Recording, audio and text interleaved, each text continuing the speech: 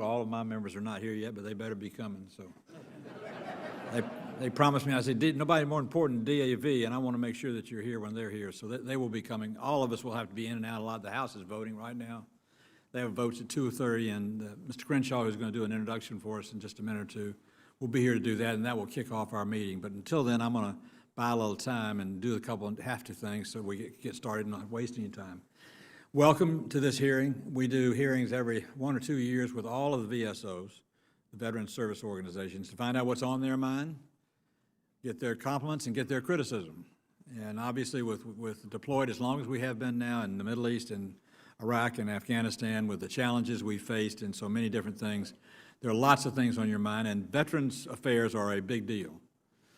When the veterans sign up to volunteer to fight for our country, if called, you know what that means. That means you go if they call. And lots have gone, just like you did in your time, in the year ahead of us, the year behind us. And we owe it to them to make sure the medical services they receive, the benefits they receive, the things they were promised are in fact delivered on. And all of us on this committee don't find ourselves to be Republicans or Democrats. We're Americans who support the American military and the people who allow us to do the job we do today because of the sacrifice and the service that they made. So this is a bipartisan, nonpartisan committee. The only thing we're partisan to are veterans and their families, and that's the way it's going to be as long as I'm chairman. And John Tester, who is my ranking member, Democrat, is a phenomenal member. We are a team. We do everything in pairs. I think everybody noticed the last 2 years when we lost our first secretary and had a new appointee made, the two of us decided there were certain issues that ought to be discussed, and we got them discussed and got them in the public air, and it became not the thing to do to hire that person or move that person up. And we didn't, but we did it together, and we did it the right way by getting all the information, not by playing politics. And we have Mr. Wilkie now, who's an outstanding nominee for secretary. I'm afraid any day now he's going to get stolen because he's so good and smart and has so much background. But our commitment on this committee is to see to it that the veterans get what they signed up for. They didn't want to get shot, but they signed up knowing if they risked their life and did get shot, that we'd take care of them. I've been to Landstuhl in Germany. I've been to the hospitals in the United States of America, seeing our veterans recovering. Been to Walter Reed, been to the rehab citizens, the new orthopedics that are being done, the vision problems that have been solved that couldn't be solved before. We're still got a lot to be proud of, but we got a lot to be sorry about too. We've dropped the ball in some places. We hadn't been quite as timely as we should be in terms of appointments. We hadn't been as easy and accessible as we should be. And we hadn't been as accommodating as we should be. And I'm a businessman. I come out of the real estate business.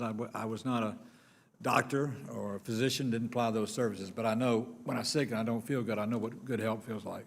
And we want the VA services to be just like home.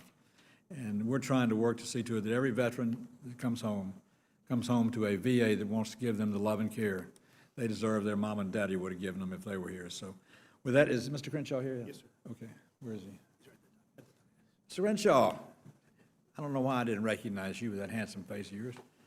It is good for me to introduce our introducer of our special guest today at this hearing, Congressman David Crenshaw, to introduce the National Commander of the Disabled American Veterans. Mr. Crenshaw, you're all yours. Thank you, Mr. Chairman. It's an honor to be here. It's an honor to be asked to introduce Commander Nixon. I really appreciate it. Chairman, colleagues, guests, thank you for allowing me to speak before the Joint Committee on Veterans Affairs. We come together today for the important work of ensuring we keep the promise made to our vets. They've upheld their end, and we must remain vigilant in keeping our promise to them. We must make sure we live up to those words written by Abraham Lincoln, to take care for him who shall have borne the battle, and for his widow and his orphan.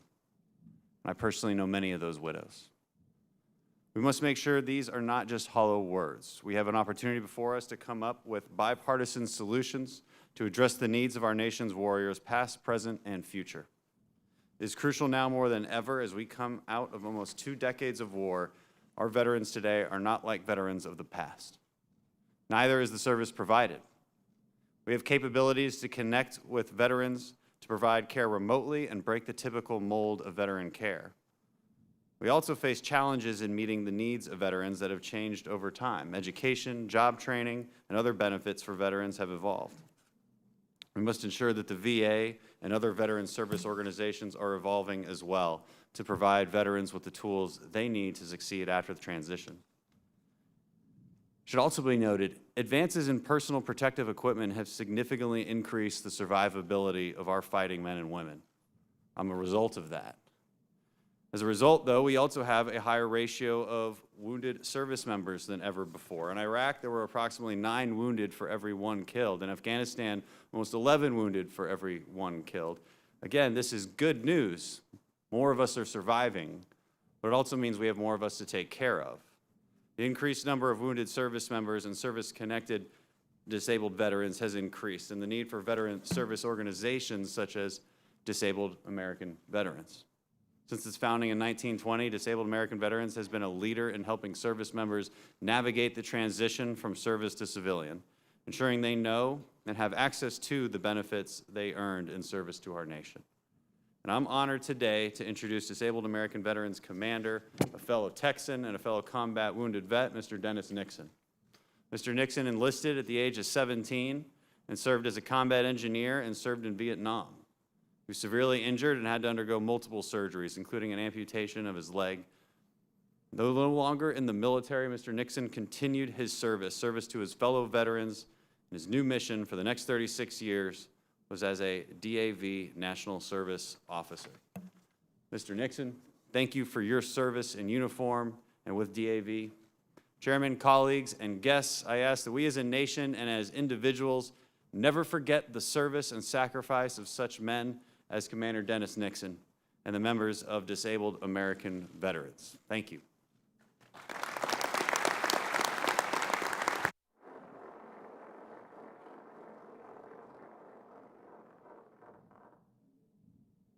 Before you make your remarks, I want to make a few opening statements if I can.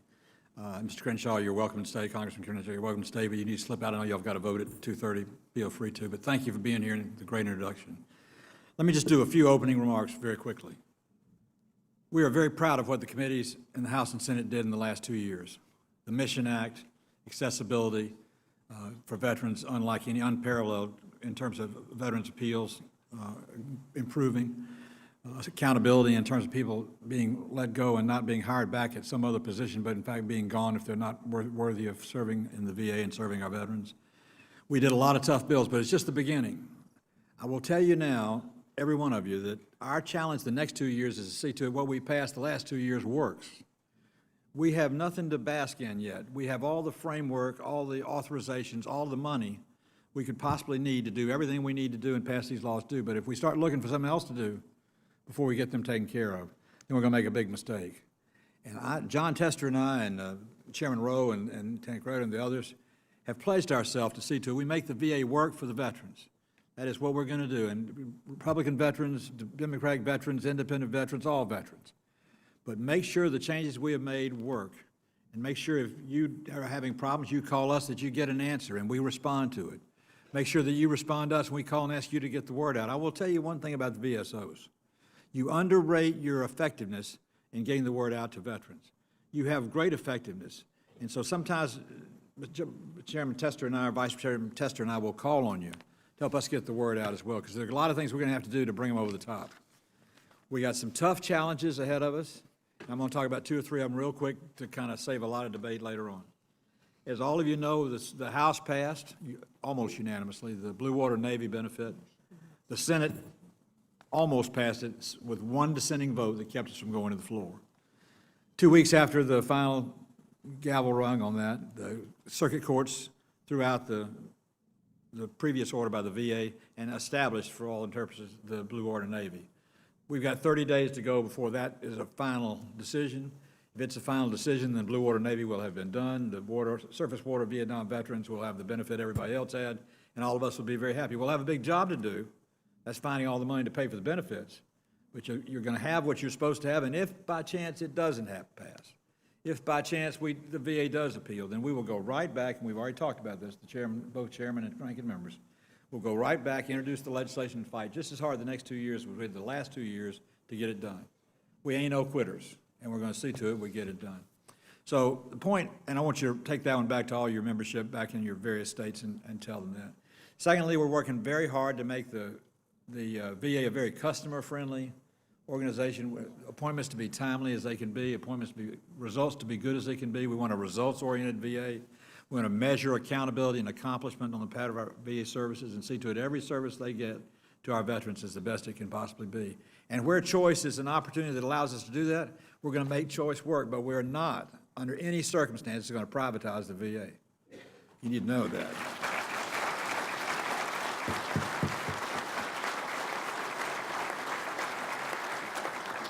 That's one bug I'm going to squash early. I didn't do it last year, and I should have, so I'm telling you, that's it. As long as I'm up here. Now, after that, you can hold whoever it is to the wall, but that discussion's over. We're going to make the VA the only VA, and we're going to make it work, and we're going to empower the VA with private sector doctors who come in to serve you because you want them to, not because we make you.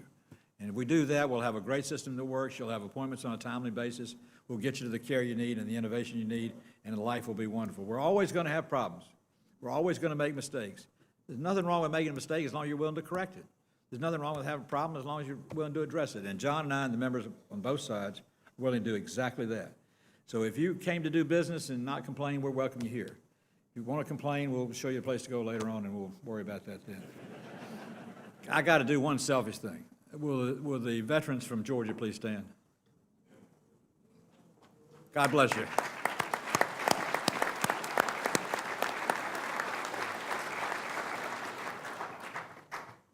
Tansy from the VA is here. Tansy's a Georgia girl, and I appreciate you being here, Tansy. You take the message back to the hospital, what I said, okay?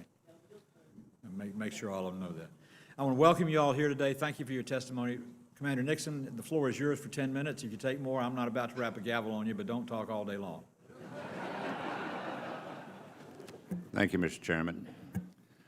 Congressman Crenshaw, thank you for your kind introduction. Chairman Isaacson, Chairman Takano, and members of the Committee on Veterans Affairs. Thank you for providing me the opportunity to present the 2019 legislative program of DAV, Disabled American Veterans, an organization of more than 1 million members, all of whom were injured or became ill in wartime service. My full statement thoroughly details DAV's key legislative priorities in the 116th Congress and reports our many accomplishments. I ask that my formal testimony be submitted for the record. I want to start by recognizing those seated at the table with me, as well as some distinguished guests in the audience. Excuse me. DAV National Adjutant CEO Mark Burgess, National Executive Directors Barry Jesinoski and Randy Reese, National Service Director Jim Marslick. We all stand when you're recognized, please, so everybody can see where you are. Okay.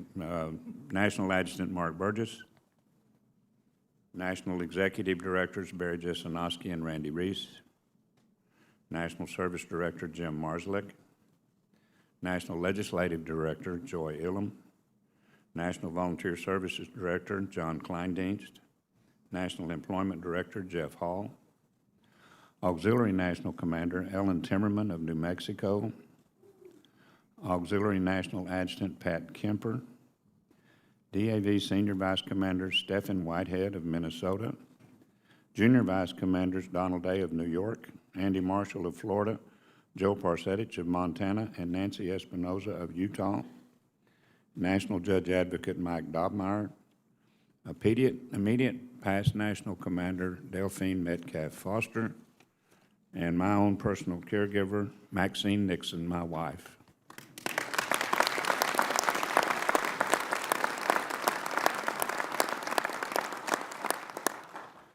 I ask DAV National Executive Committee members to please stand or raise your hand to be recognized.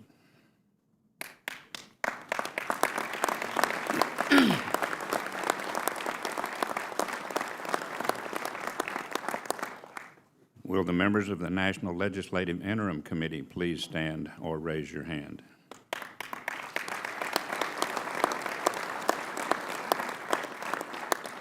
And finally, I would like to recognize the DAV delegation from my home state of Texas.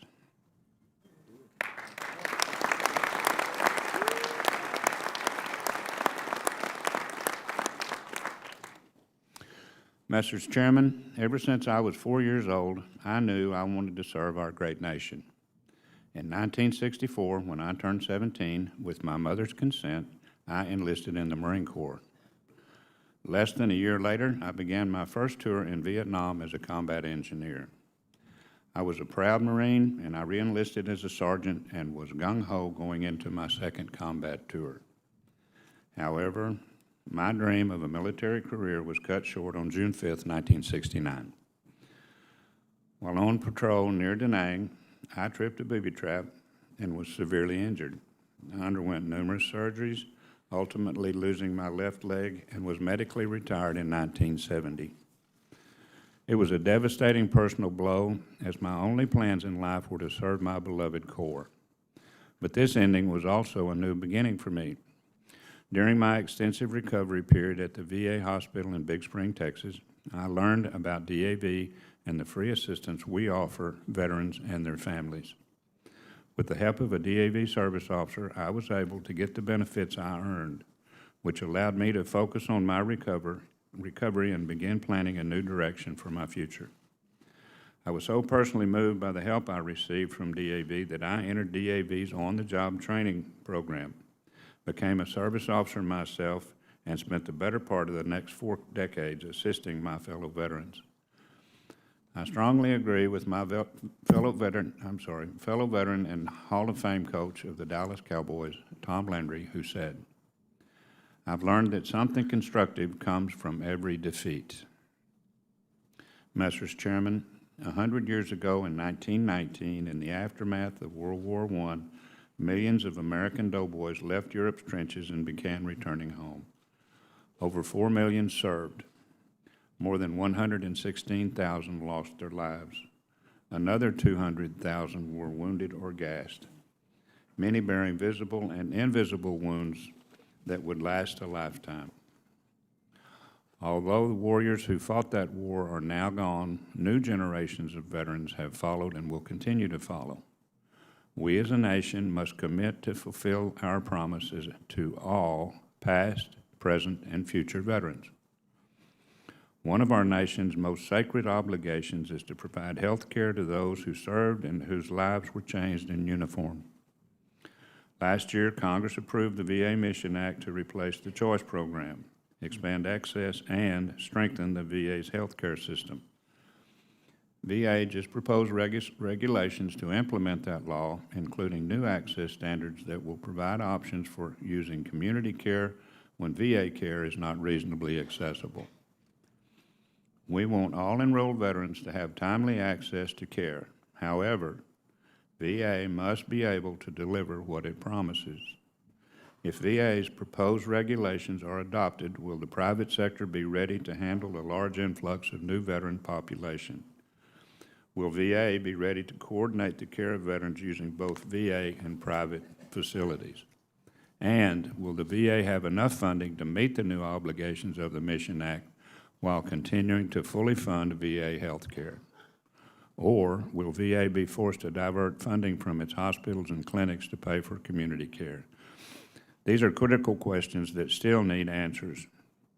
But let me be crystal clear on one point.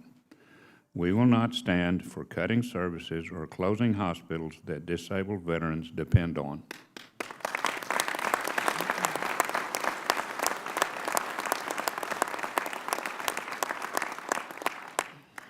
The VA Mission Act also included a historic expansion of VA caregiver program for veterans severely injured before September the 11th, 2001. We thank both committees for making this happen and ask for your help to ensure the VA implements this law properly and on time. In addition, we continue to call on Congress and the VA to include not just severely injured veterans, but also veterans whose serious disabilities were caused by service-connected illness.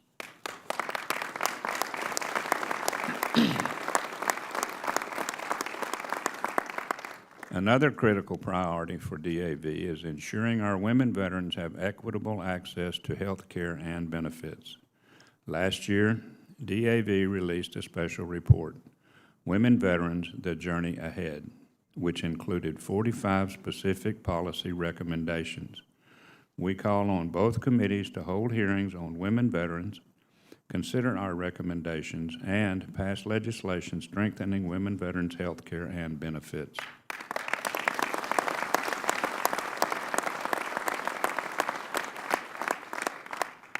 We also need Congress to finally end the injustice that exists for Blue Water Navy veterans of the Vietnam War.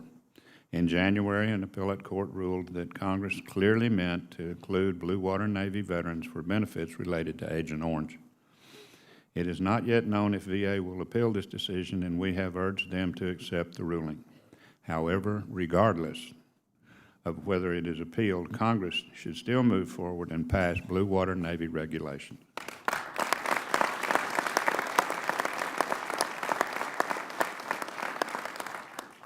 We also need help from Congress to prevent a similar injustice to veterans who were exposed to toxins from burn pits. The VA does not provide any presumption of service connection for diseases related to burn pit exposure, but research may soon establish such medical links. While awaiting scientific studies, Congress should enact legislation to at least concede exposure for all veterans deployed in locations with active burn pits both pre- and post-9/11. We should never leave veterans waiting decades to receive earned benefits due to exposure suffered in the defense of our nation.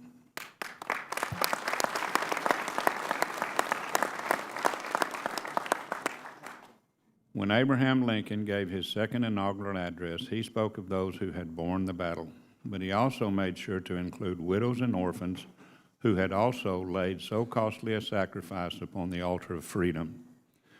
To honor our nation's obligations, we call on Congress to pass legislation to strengthen benefits for surviving spouses and family members of totally disabled veterans, including finally eliminating the offset for DIC and SBP benefits.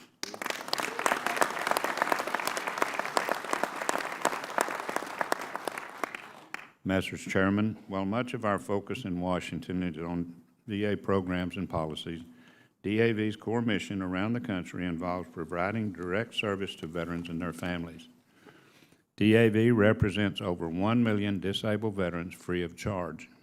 Just last year, our National Service Program filed over 200,000 new claims for benefits, more by far than any other organization. Our disaster relief program granted more than $1.2 million to veterans impacted by hurricanes, tornadoes, floods, volcanoes, fires in California, Georgia, Kansas, Texas, North Carolina, and Puerto Rico. The 23,000 DAV and DAV auxiliary volunteers provided more than 1.3 million volunteer hours to hospitalized veterans in VA facilities, saving taxpayers more than $33.5 million.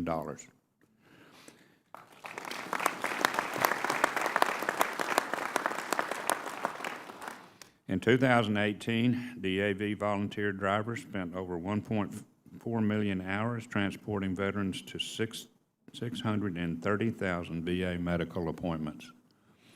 In less than 5 years, our National Employment Program has helped over 130,000 veterans and their spouses receive job offers. And DAV's Charitable Service Trust has awarded more than $112 million in grants to organizations supporting veterans over the past 3 decades. That's who the DAV is, and that's what we do.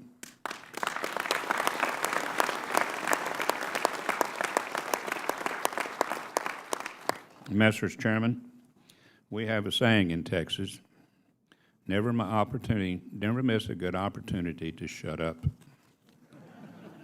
So, let me conclude with the words of another fellow Texan, Roger Staubach, a Navy veteran who served in Vietnam and began his legendary career for the Dallas Cowboys 50 years ago. Roger said, "All of us get knocked down, but it's resiliency that matters. All of us do well when things are going well, but the thing that distinguishes us is the ability to do well in times of great stress, urgency, and pressure." To me, those words describe perfectly the men and women I served with and those I've served since. They are the ones who inspire me. They are the reason that I and my DAV brothers and sisters in this room are asking you to help us fulfill the promises to the men and women who served. May God bless all of who have stood, are standing, or will stand in defense of this great nation and may God bless the United States of America. Thank you.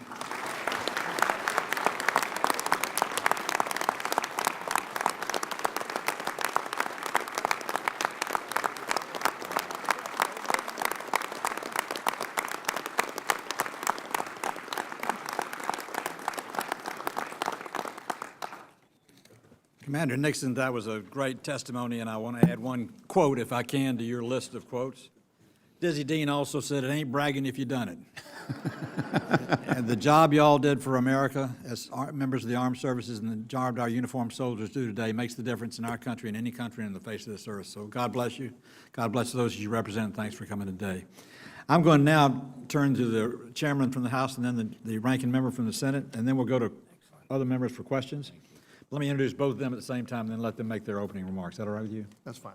First from the House, our new chairman in the House, Chairman Takano, who's done a great job. I've enjoyed working with him and look forward to working with him in the next 2 years. And then my big buddy, and I mean that literally, John Tester from Montana, who's done a terrific job the last 4 years working together with me to see to it that we delivered for our veterans. So first, Mr. Takano, it's your floor, and then John Tester, you'll follow. Well, good afternoon, and thank you, Chairman Isaacson, and thank you and welcome Commander Nixon. And I understand Mr. Crenshaw, a fellow Texan, introduced you, and I wasn't here for that. I apologize. I love California, but I've learned not to mess with Texas. So welcome to each and every DAV member in the room, and to those who couldn't join us in person but are watching from home, we welcome you too. I want to thank each of you, and that's more than 1 million DAV members, for your service to our country and your continued service to our veterans. Before I get rolling here, are there any Californians in the room? All right, all right. I want to give a special shout out to Dan Contreras, California Adjutant DAV from Sherman Oaks, California. Thank you for your service, sir. Commander, I want to let you know that your national staff is the best in the business. Their thorough knowledge of the issues facing veterans and their tireless commitment to improving the lives of veterans and their families guide our policymaking here in Washington.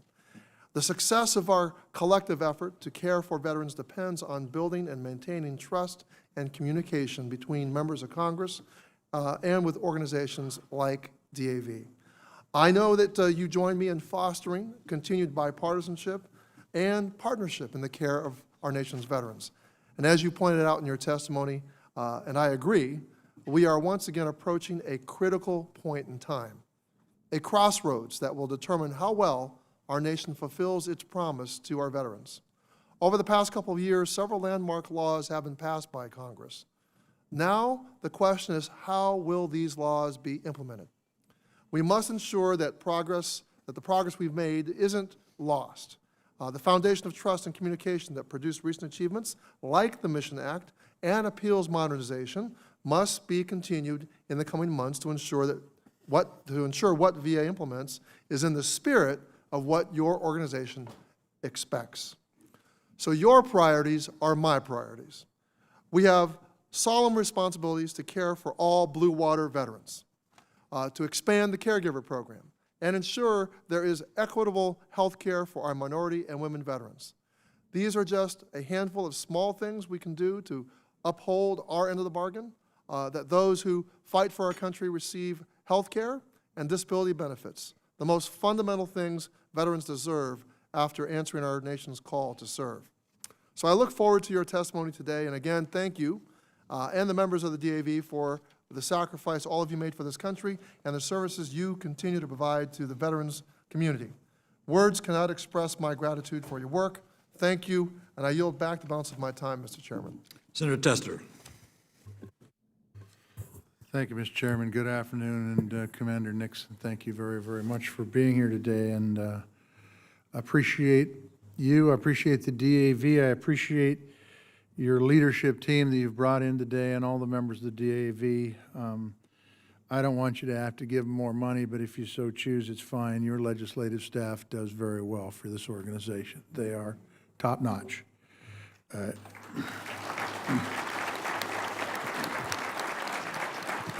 And in your line of leadership as a great veteran, Montana's got a lot of great veterans, but I'm telling you that Joe Parsetich, who's the 3rd Junior Vice Commander, they don't make them like Joe anymore. So Joe, welcome to Washington, D.C., and thank you for your leadership on behalf of veterans both in Montana and nationwide. Commander, I've said this many times, but Congress needs to take its cues from you. The veterans who have served, the veterans who depend upon the VA for health care and educational and housing benefits. Why? Because VSOs know better than anyone how the VA is performing across this country and what improvements should be made on behalf of the veterans and their families. Concerns from the DAV and others about a lack of transparency and engagement from the VA should be alarming to everyone. It's alarming to me. After all, your members are beneficiaries of VA healthcare and utilize VA programs every single day. Listening to the veterans shouldn't simply be a courtesy from the VA. It should be mandatory. Commander, we need to hear your views on how the VA needs to address the dramatic number of personnel vacancies, on gender disparities at the VA and what can be done to provide more equitable treatment of women, on whether the VA is doing enough to address the unacceptable rate of veteran suicides, on whether the long-awaited expansion of VA caregiver support program will occur on time or be hindered by more IT-related problems. But most importantly, we need to know whether you believe implementation of the VA Mission Act, the largest overhaul of veterans' health care in a generation, is being carried out as Congress intended and as veterans deserve. I would note that the independent budget cites implementation of the Mission Act as the single most important issue before the 116th Congress. There's real reason for concern from the veterans community and Congress that the recently proposed access standards will steer a disproportionate amount of veterans and taxpayer dollars into the private sector.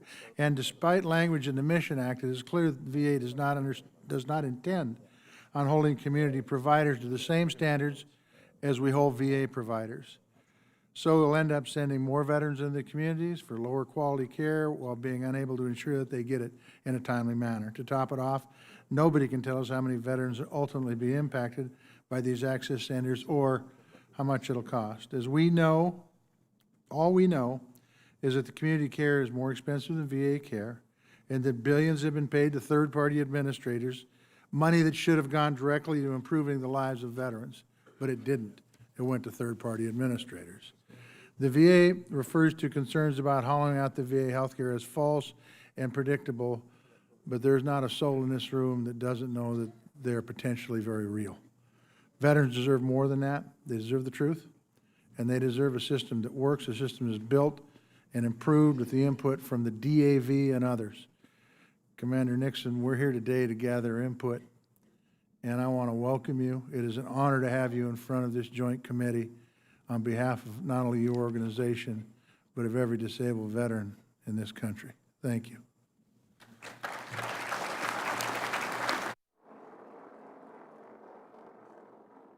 I know the House is going to have votes in a few minutes, so I'm going to start questions with some of the House members that are here, leave the chairs till the end, so because y'all have sacrificed to be here. And I hope you're still here because I don't know everybody by facial recognition that I should, and I apologize for that. So if I call out the wrong name in the wrong order, just let me know. Hopefully I'm right on the first one. Congressman Cisneros? He's gone. Well, I've screwed up already, Commander. Congressman Luria? Gone? Oh, that's you. Well, you're beautiful. That's good. Congressman Luria. Well, thank you, and thank you, Commander Nixon, for being here and for all the work that you do to represent the veterans, one of whom I'm myself. After serving 20 years in the Navy, it was a DAV representative at Naval Station Norfolk who helped me file all my paperwork, and I really appreciate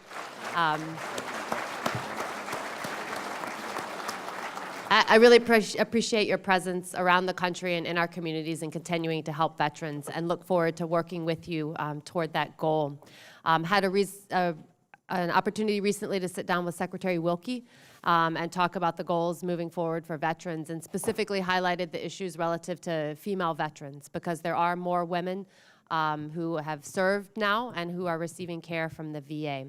And I will be serving, I'm honored to serve as the chair of the Disability Assistance and Memorial Affairs Committee in the House. And I look forward to working with all of your members towards those issues and specifically making sure we get it right with regards to the Blue Water veterans. And thank you again for being here today.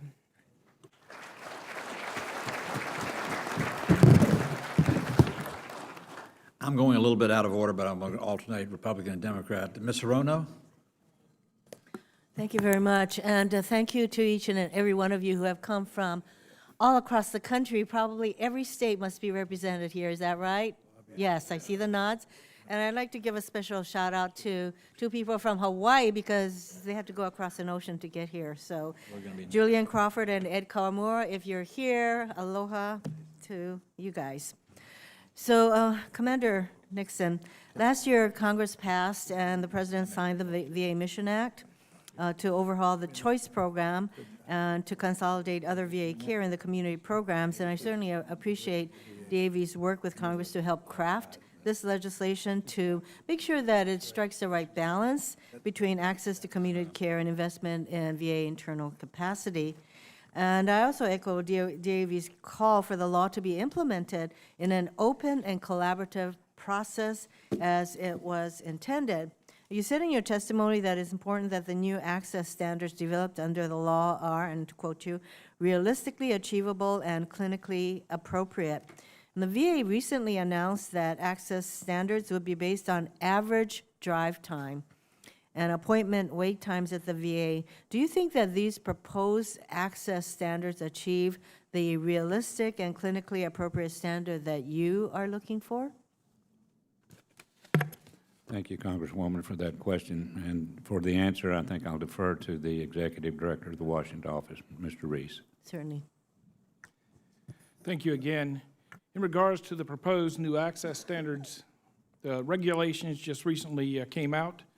We have quite a chore ahead of us to understand the depth of those regulations and the actual impact. The wait times for the primary mental health care being 20 days and all specialty care 28 days. Travel time and distance for primary mental health care 30 minutes and all specialty care 60 minutes. While these sound like average would work throughout the nation, we have serious concerns that these are arbitrary, no different than was created previously. And unfortunately, with the absence of the market assessments, we're not sure that the care will actually be there if veterans are referred. And even if they are referred, that is going to be the quality care that we have expectations of our VA to deliver. So we have serious concerns at this point, and we will certainly be back here to inform you if we have concerns that arise from our review. But until the details actually come forward, it's very difficult to say anything more than these are arbitrary, no different than we had under the choice program. Well, thank you very much for making sure that that the changes we made actually have the effect of providing the kind of care that the veterans deserve. I am interested in the focus on women veterans and of course the focus on all veterans, but particularly for the women. And I wanted to find out, Commander, I know that women veterans are at a higher risk for suicide relative to non-veteran women peers. Do you think VA's suicide prevention and mental health efforts are adequately tailored to women veterans?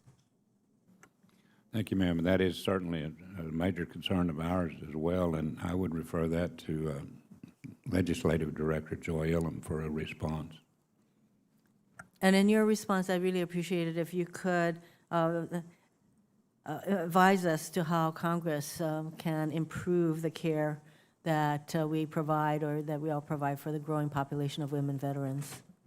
Thank you, Senator. You know, we certainly, this has been a critical priority issue for DAV, making sure that our women veterans have access to high-quality, timely care, and especially taking into consideration all of the factors that can affect, you know, render them homeless, substance use disorder problems, MST issues, all contributing factors that can, you know, be the consequence of these higher suicide rates among this population. the unique, we want the unique needs of this population to be met. And while VA has been working towards that effort, you know, they've had an increasing women veteran population. Certainly, there's more that can be done. And I know that we've outlined and we've spoken before about our report, Women Veterans, The Journey Ahead. And this is a critical issue. We really hope that this VA secretary is going to step up to the plate, make sure that our women veterans have equal access to the very specialized benefits VA offers, and including in mental health services, but even more critically, that they really meet their unique needs. Thank you. Thank you, Mr. Chairman. Thank you, Senator Rono. Senator Bozeman from Arkansas. Thank you, Mr. Chairman, and thank you all for being here. Commander, we appreciate your words and you being here representing you and your team, all of those scattered throughout the country that just do a tremendous job. You bringing up here priority issues and, again, making sure that, that we're on the right track. Nobody does a better job working year-round to help our veterans with their various things that come up. In Arkansas, they do a tremendous job. I had the opportunity of meeting with some of our members earlier. Where are you guys at? Are you here? They're out messing around.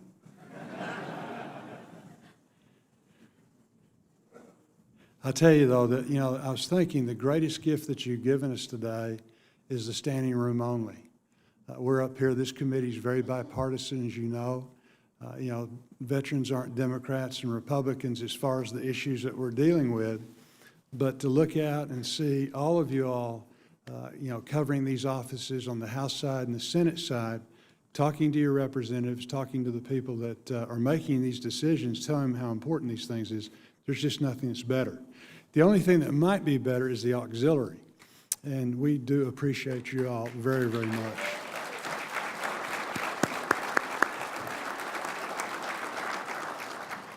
I'd like to focus on a couple questions that you mentioned. Implementation of the Mission Act, making sure that it goes smoothly, and then also making sure that the women, our women veterans, are getting the care and the resources that they need.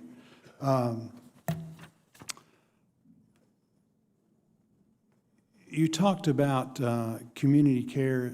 The ultimate judge is going to be the fact as to whether or not it meets the needs of the veterans. And certainly that's common sense. You encouraged the VA to get out and talk with veterans, do outreach programs, things like that. I think Secretary Wilkie's done a good job when you compare to others, that his listening sessions have been good. Can you talk a little bit about the collaboration so far? Have you all been pleased with it? Do we need to push them to do additional things as we go forward? Thank you, sir. That is an excellent question, and I'd like for Director Reese to address that issue. Thank you, Mr. Bozeman, for that question.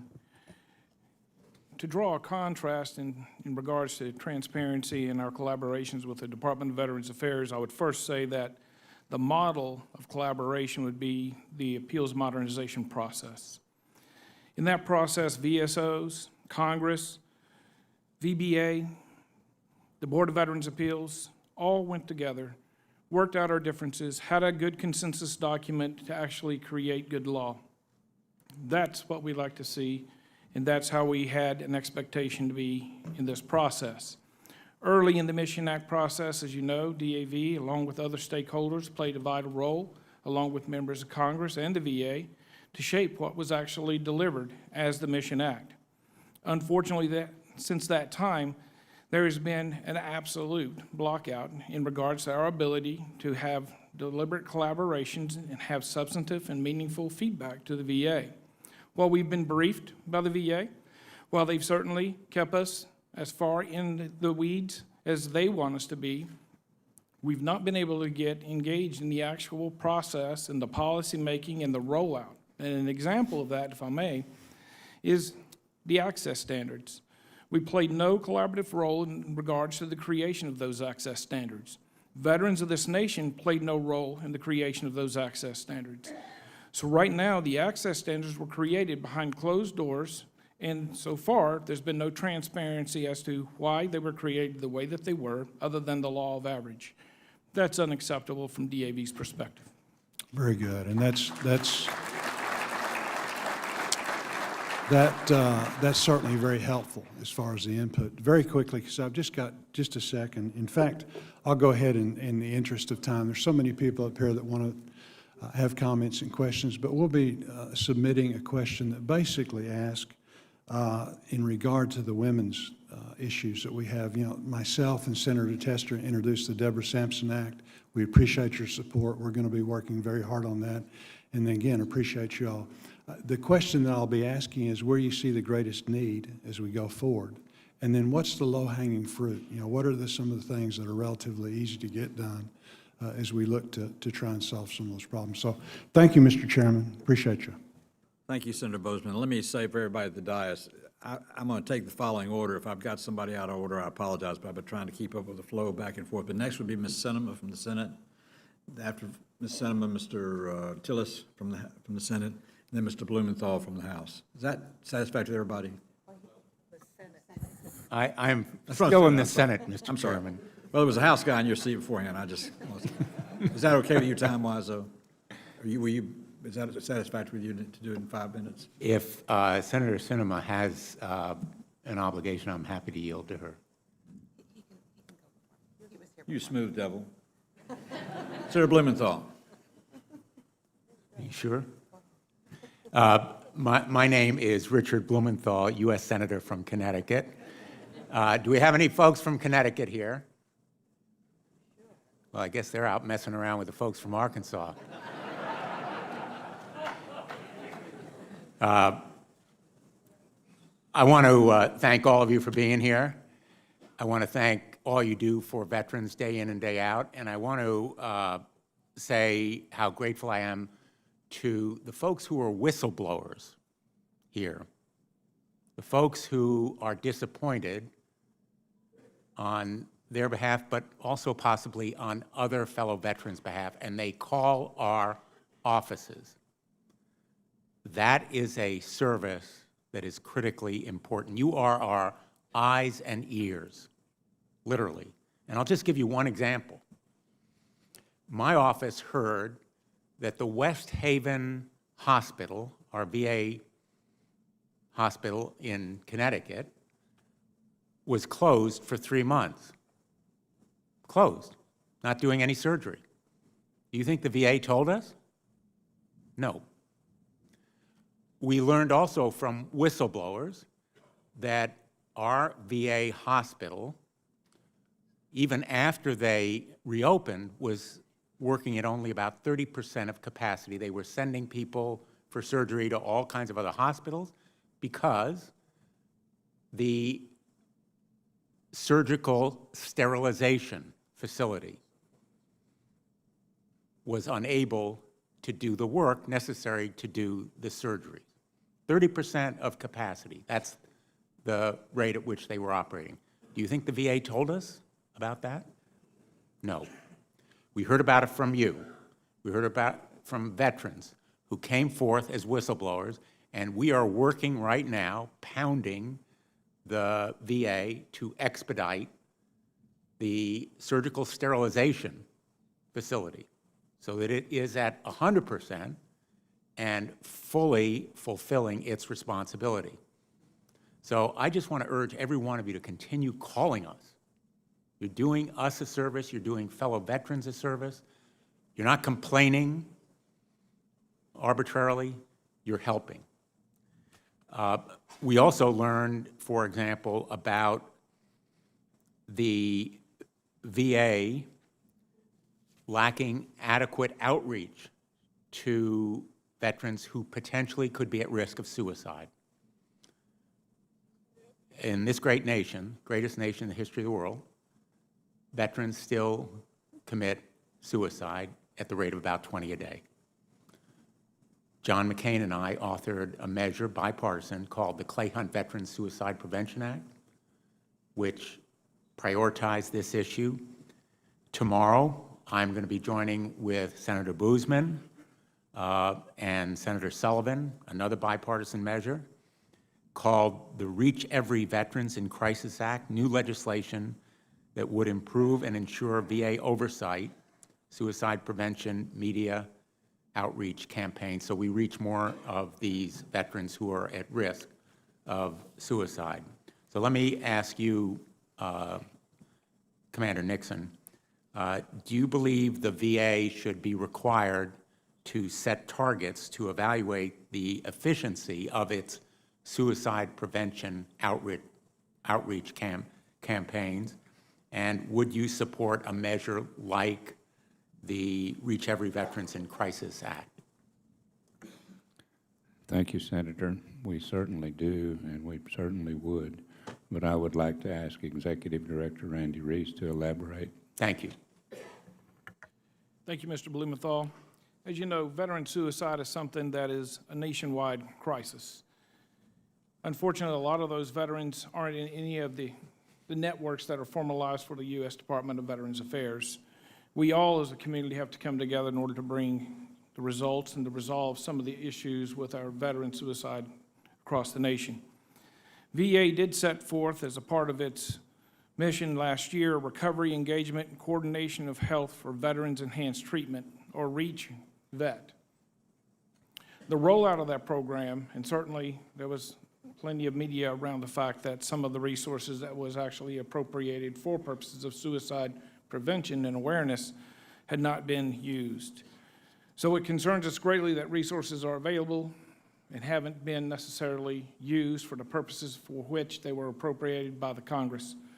In regards to the details of the legislation that you set forth, I'll ask Joy Elam to weigh in there. Joy? Thank you.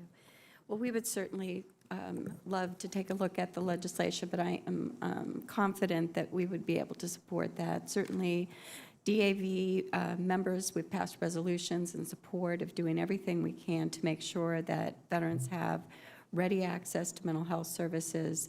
And we know the collaborative efforts that have been undertaken, but it's been frustrating that there are still the number of suicides of our veteran population, within our veteran population.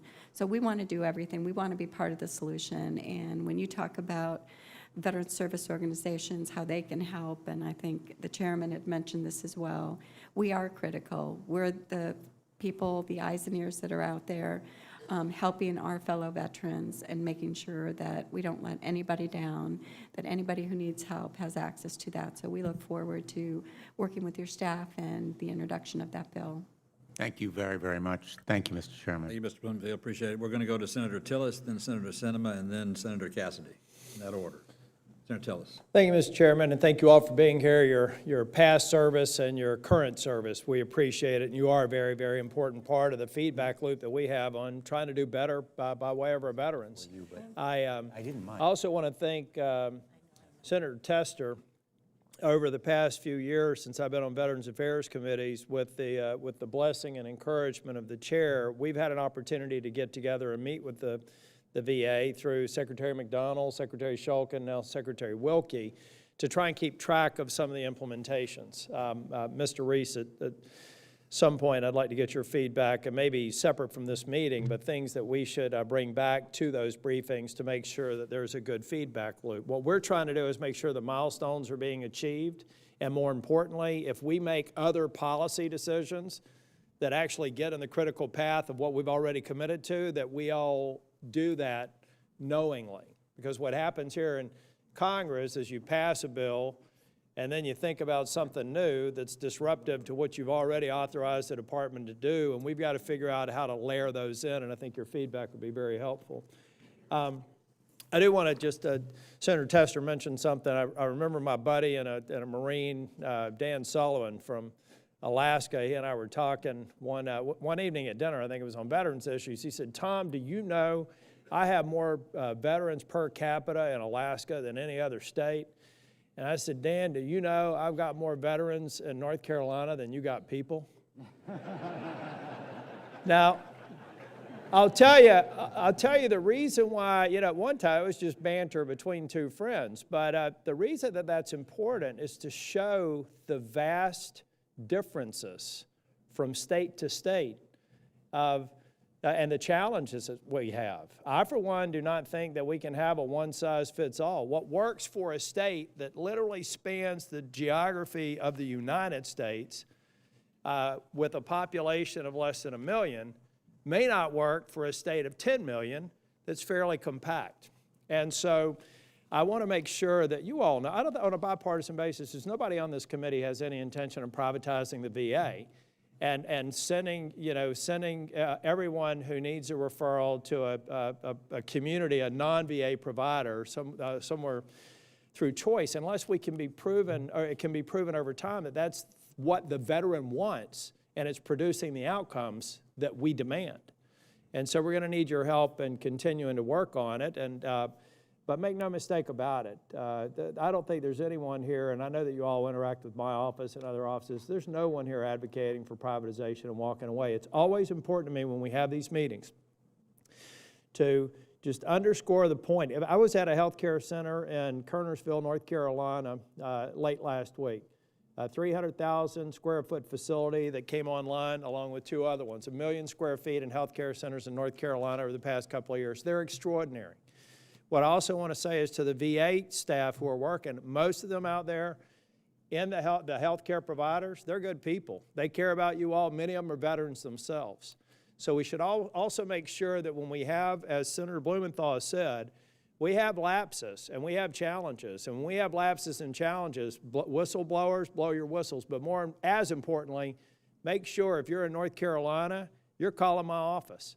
Because I will guarantee you the vast majority of the cases we carry in my office in North Carolina are veterans cases. Some of the best moments, some of the best battery recharges we have is when we have to open up a big old can of whoop ass on somebody who's not doing their job. And so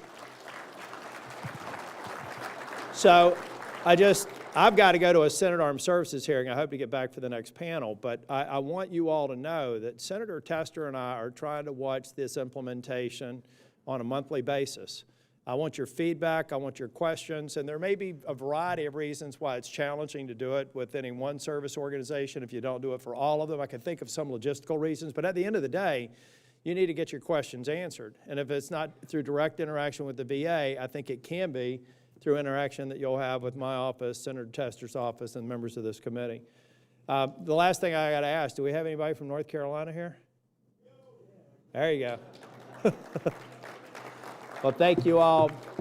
Again, thank you for your service. And Director Reese, I specifically want to follow up on your experience, but rather than take the time of the committee, if we can get in touch with my office, Bill Bodie, or Joey, my staff, and myself, I'd like to have that as a subject for mine and Senator Tester's next meeting. Thank you all. God bless you, and thank you for being here.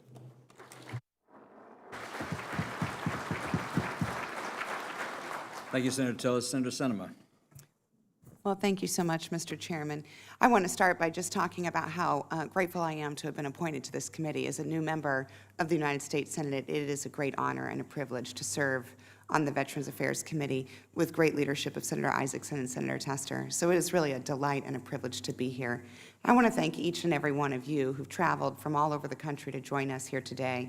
And I'll ask, are there any Arizona veterans who are here today? If you would, please stand. That's right. I see, Mr. Chairman, I already knew the answer to my question because my guy's sitting in the front row, so. Although he is supporting the wrong university, but that's okay. It's all right. My sister went to U of A, and she is pretty smart, too. Yeah. Mr. Chairman and folks who are here with us today, I just want to express my extreme gratitude to the DAV and to the other veteran service organizations that we'll be hearing from and supporting this week. The work that you all do in my home state of Arizona to assist veterans, particularly those who are facing sometimes a very Byzantine and complex process of applying for benefits, for recognizing service-related disabilities, and the grueling process of going through appeals wouldn't be possible if it weren't for the incredible help of the talented volunteers who help veterans day in and day out. And I can tell you that over the 6 years that I served in the U.S. House representing Arizona's 9th District, we relied on the men and women of the DAV and the auxiliary folks to help in this regard. And folks from the DAV served as valuable members of our Veterans Advisory Committee, and I am grateful for that. I also want to just take a moment and thank you for your advocacy for legislation that I know is important to every member of this committee in both the House and the Senate. And it is my pledge to continue working until we pass legislation that addresses the issue for our Blue Navy water veterans. These individuals have worked so hard and deserve these benefits and this protection. We passed that bill through the House last year, and I know we'll work to get it through the Senate this year.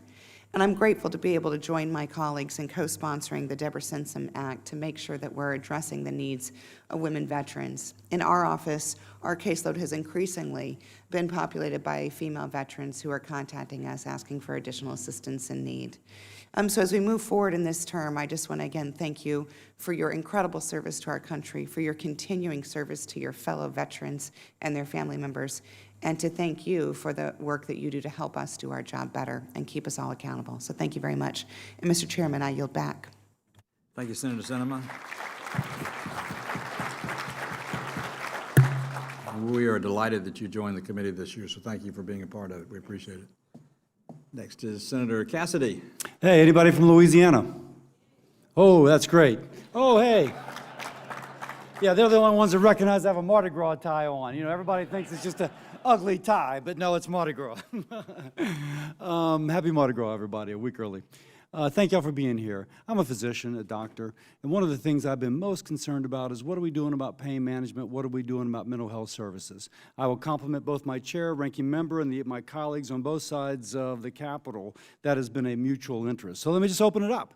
How do you feel the VA is implementing all these programs we've put together to stress greater provision of mental health, pain management, helping those with addiction, with perhaps a particular focus upon the increasing number of female veterans? Thank you, sir. I'm going to defer that to Director Randy Reese for comment, please. Thank you, Senator Cassidy. From a big picture perspective, the Department of Veterans Affairs has actually taken lead on this. They've done a wide variety of programs. Their opioid program that they have initiated actually has probably benchmarks for the reduction of the use of opioids within the Department of Veterans Affairs. Now, Director Reese, let me ask, because this is my opportunity to pick your brain. Now, sometimes I find that the VA does things in an uneven fashion, that there's some places that do it really well and other places, a little bit to be desired. And I see some heads nodding back there, so it might be that that resonates. Any thought about how widespread or how completely implemented it is that these issues are being so well addressed? I'll ask Legislative Director Elam, who's a little deeper on that subject, to respond. Okay. We did hear complaints early on when VA was reducing the opioid use and prescribing. And one of the problems that we saw was for those veterans and many of our members dealing with chronic pain management and how VA was doing the step down. And I think we let VA know immediately, you know, this just needs to be done in a humane way. There have to be alternatives to that pain management if you're going to reduce or take a person off opioids, specifically when they've been prescribed them for maybe decades and they've been on them long term. And so many disabled veterans have come, you know, with serious injuries, serious wounds, when suddenly they were just told, you know, we're gonna reduce your opioid use, or we're gonna, you know, try something else, and that impacts their ability to work, to function, to be independent. So while we want them to be safe, and we want we want to make sure that they are humane in the way that they do it. So now, at some point, when I talked to the VA, and this is when Dr. Shulkin was still the head, they had a person power shortage in terms of the ability to adequately address this. And we spoke about different things, telemedicine, telementoring, et cetera. But again, how uniformly is the VA operating at a higher standard in the experience of your members? I think for pain management, there is still a great deal of variability, and VA could be doing better. Okay. And what about mental health services? Well, bar none, VA has incredible mental health services, specifically with some very specialized services for veterans issues dealing with PTSD, military sexual trauma, combat trauma, and others. So while I think that they make a great effort, they have had shortage of mental health providers, which we see happens in the community, private sector as well. but VA has to be able to provide timely care. They have to have the men and women that provide those, services. So I'd love to have your kind of thoughts about solutions. As a physician, I can tell you there's a shortage of psychiatrists, period. Right. And so whatever sector you're in, unless it's maybe downtown Manhattan where, for whatever reason, they have a really high concentration of mental health professionals, every place else, there's a shortage. Sure. So again, knowing that y'all are thinking creatively about these issues would like that. And lastly, I'll finish up by asking, we've been really concerned about the suicide issue, as we all are. And we found that I'm looking at my aide, but the highest frequency of suicide is within the first 6 months of separation. The first 6 months of separation. And that's oftentimes when the person is not yet kind of fully integrated. You know this better than I. Any thoughts among anybody how we can better reach that group of veterans, new veterans, if you will? Well, we are pleased that VA has brought in a number of new people of their suicide prevention office. The director of that office is coming from DOD and is really working in a collaborative effort to be able to do a better handoff, especially for veterans that are really vulnerable or at risk. Making sure that they come home, that they know where they can go for help if they need help, but also deploying, having them also work as a group to make sure that they're watching each other. And in the veteran community, that's what we do, try to watch each other's back, make sure if somebody is suffering, somebody's having a hard time, we make sure that there's an intervention, we get them the help that they need. So as far as VA, I hope that they're going to continue that collaborative effort and really have a better way of doing a good handoff during that transition phase where veterans could be very vulnerable. Well, thank you all, and one more time, happy Mardi Gras.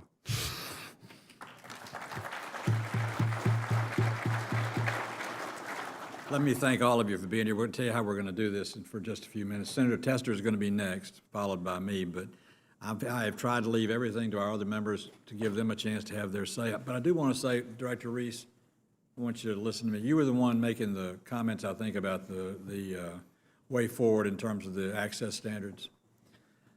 Let me just give you a thought.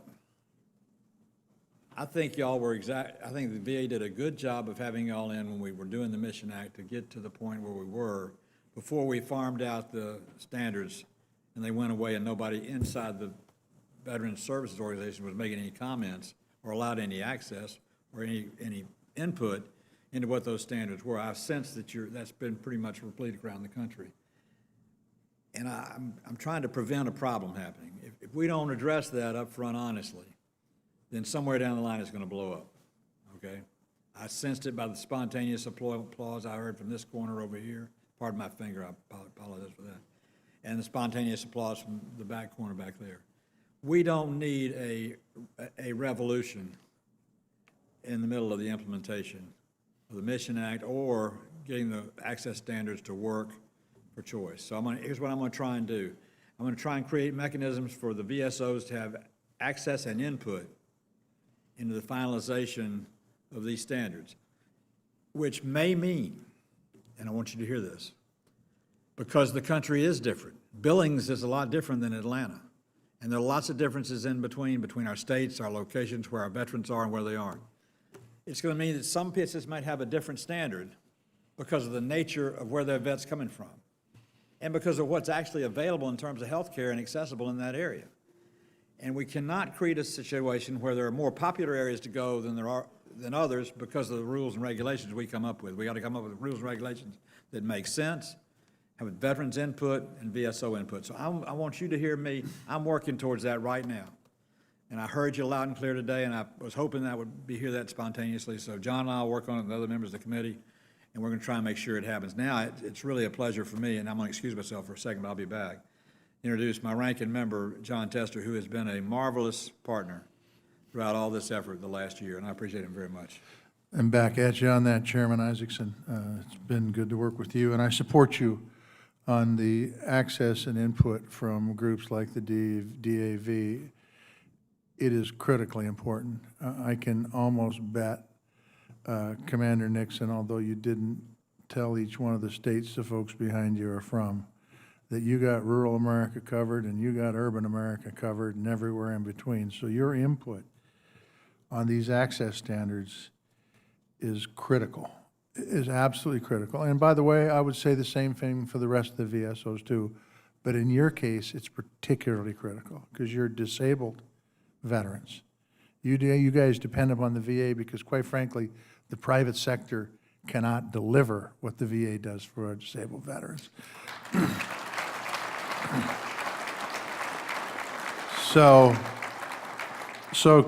Commander Nixon, I would guess that a majority of your members, don't let me put words in your mouth, but a majority of your members prefer care directly from the VA. Is that a pretty good guess?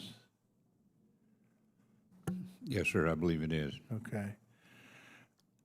Now, the question when it comes to access standards of the community is, do you believe that the community providers, or does the VA believe the community providers should be held to the same standard as VA providers? Excellent question. I think I'll let Director Reese address that. Thank you. All righty. Director Reese. Thank you, Senator Tester. We absolutely believe that is the case. Okay, so we did this Mission Act, and we worked hard on it. We tried to get it right. Now implementation's coming down the pipe, and we've got to get that right. Do you think the VA would support expansion of care in the community if it meant a reduction in quality or timeliness? What I'm saying is do you think the VA, or the DAV, I'm sorry, would support community expansion of health care for your members if it meant the health care was less quality and less timely? Absolutely not. Absolutely. Boy, I'll tell you what, if you said something different, Mr. Director Reese. Well, timely care is important, and I think we all agree with that. High-quality care is the key. That's correct. And the actual measure is going to be positive outcomes. Yeah. The outcomes has got to be equal to or better than the VA, or they have no business being in that private sector. Yeah.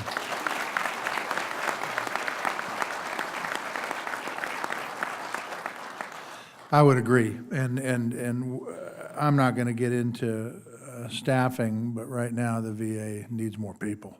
I mean, I talked to their HR guy today, and he's a great guy, by the way, and he understands the challenges, and I think he's going to work hard on it. But the bottom line is that if they don't have the staffing, then the quality of VA care goes down too, and we don't want that. I want to talk a little bit about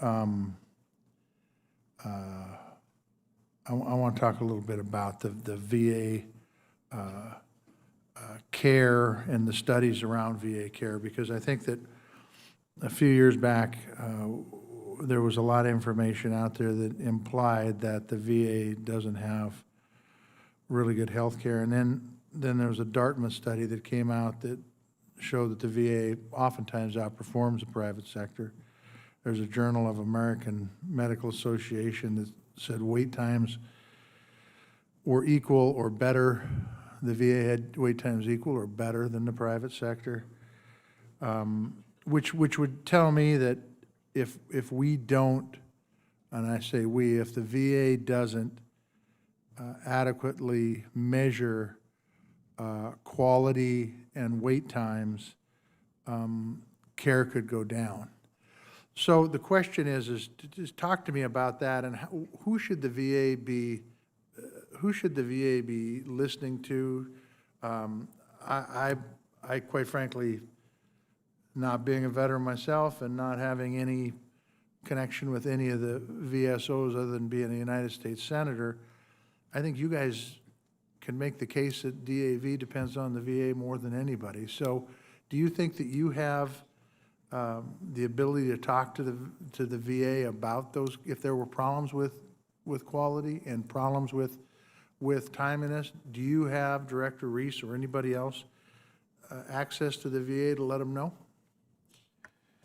We have access to the VA to certainly give them feedback about findings, but unfortunately, that would be after the fact. Yes. We need to be a part of the actual access standard discussion. Veterans need to be a part, our local communities need to be a part of that, and DAV and other VSOs need to be a part of those market assessments Do you feel that in advance. Do you feel that in advance, do you feel that you've been listened to so far adequately? We have not. Okay. hopefully, now I don't know if there's anybody here from the VA that's of consequence. Is this being televised? My God, I hope they're listening, okay? Because the truth is that statement means a lot right there. I didn't make that statement, you made that statement. As a DAV, as somebody who represents disabled veterans all over this country, your views have to be listened to, and they have to be sought out. Now, normally at this moment in time of the Congress, we'd be able to solicit your views on the President's budget request for the VA. That's not the case today, so we're still waiting on the budget.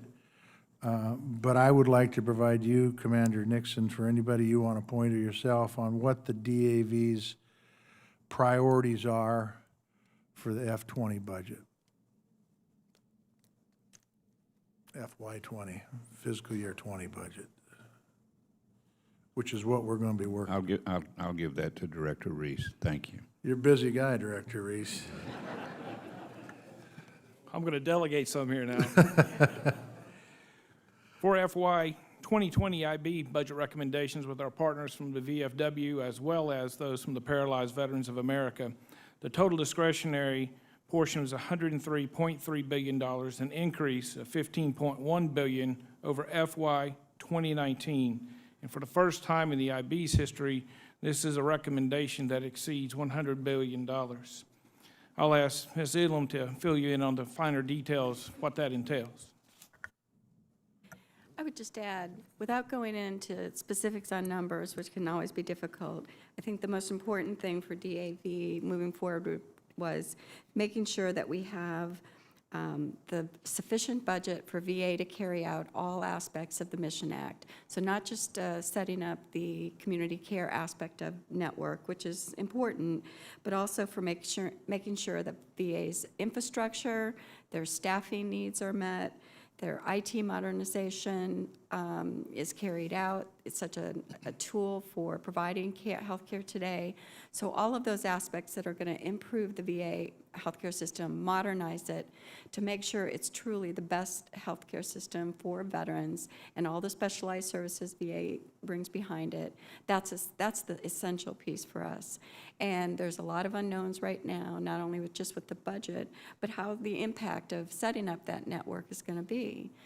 For example, there's got to be the care coordination piece. We don't want to be paying third-party administrators to do that. We want VA to be the main provider of care, and when they have to have that care outside in the community, we want them to coordinate that care so the veteran isn't just on their own. We want the training for the quality they're going to have to provide for those providers in the community to make sure they have the understanding. You talked about the research that's out there. One research that RAND did, one research indicated, article noted that only 2% of the providers in New York that were surveyed felt that they could take care of the veteran population in a meaningful way. So there's all these other factors, making sure payments go to those in a timely way to the providers so that veterans aren't left with bills hanging over their head and having issues with their credit, and that the IT system and all those things are laid out. All of that's what's going to make a difference. Veterans will choose VA whenever possible to get that care there because they know they're getting quality care there if VA is sufficiently funded. Let me just ask a real quick question because Patty Murray and the chairman worked really hard to make sure the caregivers are a part of the Mission Act. Could you just talk about how important that is and how important it's done right in this next budget?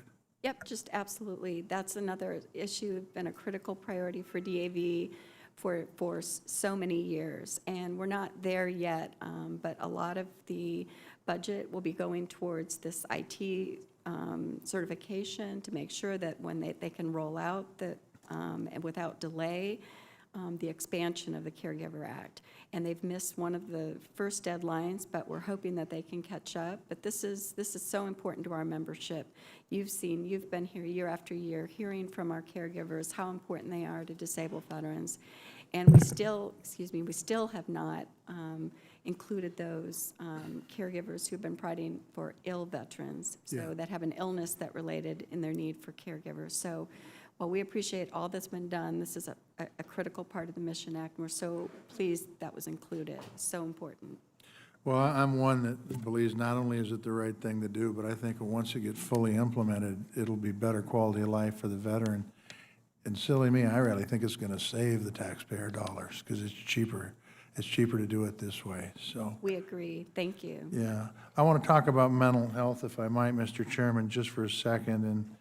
And the Senator from Louisiana talked about it a little bit. I want to just touch on one thing, and it's a huge issue. All over the country, Montana, unfortunately, leads the nation in suicide for a number of reasons, whether it's in the private sector, and we're losing far too many veterans. What is from your perspective, Commander Nixon or whoever you want to have answer this, what is the number one thing that the VA can do to improve how it conducts suicide prevention and mental health outreach to get these folks before they get to a point where they're going to do something bad? Again, I think I'll defer to Director Reese. Thank you. In regards to suicide, awareness training for all the employees at the Department of Veterans Affairs, the front lines of their employees, front lines of the VSOs, also using the community resources of the state directors of Veterans Affairs, the county directors of Veterans Affairs, and in some instances, those are the main conduits in the community that will be able to bring them in from the outside and into the resources of the federal government. But it is a crisis in America, and all of our citizens have to participate in crisis intervention. Fair point. Since I still got the podium, I'm going to keep going. You're timing me? I think I might have run over, but it's okay. These House guys are a bit tardy, so I'll take advantage of it. Commander Nixon, I'm sure that the DAV is paying close attention 2 years ago when the Department of Defense launched this new electronic health record. We know that as the VA looks to implement its own interoperable health record, that it's important that we get it right with as little disruption as possible. What is the DAV's biggest concerns about the VA's plan for implementing the new EHR and the impact it will have on veterans? And let me guess, this is going to Director Reese. Well, actually, I was going to pick somebody else, but I'll go with Director. Well, in regards to IT, I would first like to say that a number of years ago, probably more than a decade now, IT, the Office of Information Technology, was centralized. And we do have feedback that some of the administrations, all the administrations, VHA, VBA, and NCA, they have some unmet needs because of that centralization. So we do think that, and we would recommend that the committees have hearings and find out if that centralized process is actually delivering on the performance that it was supposed to. In regards to the electronic health record, we know that the first issue that has occurred here in 2014 was challenges with scheduling. Here we are in 2018, the scheduling software still hasn't been rolled out. Now there's a debate that's still ongoing between whether it be the Epic Cadence software or the Cerner Millennium software. And all this time, we still have these challenges. It just seems like there's not a priority on getting the solution deployed in a timely manner. And the deliberation is killing veterans. We've got to do better. I couldn't agree with you more. I will tell you that I came out of the state legislature in Montana, and we've been here for 12 years, and I've watched hundreds of millions of dollars be spent on IT systems with never getting the return we're supposed to get on them. One last question while Chairman Takano takes his chair. In January, the Court of Appeals for the Federal Circuit ruled that veterans are entitled to the presumptive exposure of Agent Orange for Blue Water Navy service in the territorial waters around Vietnam during the Vietnam War. I would say the same as Commander Nixon, you said earlier, the VA needs to do the right thing and fully implement the court's decision immediately, not challenge it. Veterans have waited too long for this. Exposures occurred more than 44 years ago, and we're losing Vietnam veterans due to this exposure literally every minute of every hour of every day. So Could you explain to me, Commander Nixon, what it would mean to the Vietnam veterans if the VA doesn't adhere to the court decision?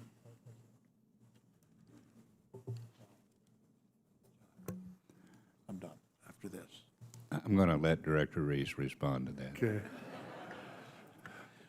Well, I think when we look at the actual events that has occurred here, and as the court case that rolled out there, Procopio actually identified that this was a misinterpretation. It's been years in the making. Not only was it the VA misinterpretation, then the court's misinterpretation. Bottom line, these Vietnam veterans have been waiting for 40 years. Justice delayed is justice denied. So our feelings is that would be a complete and total betrayal.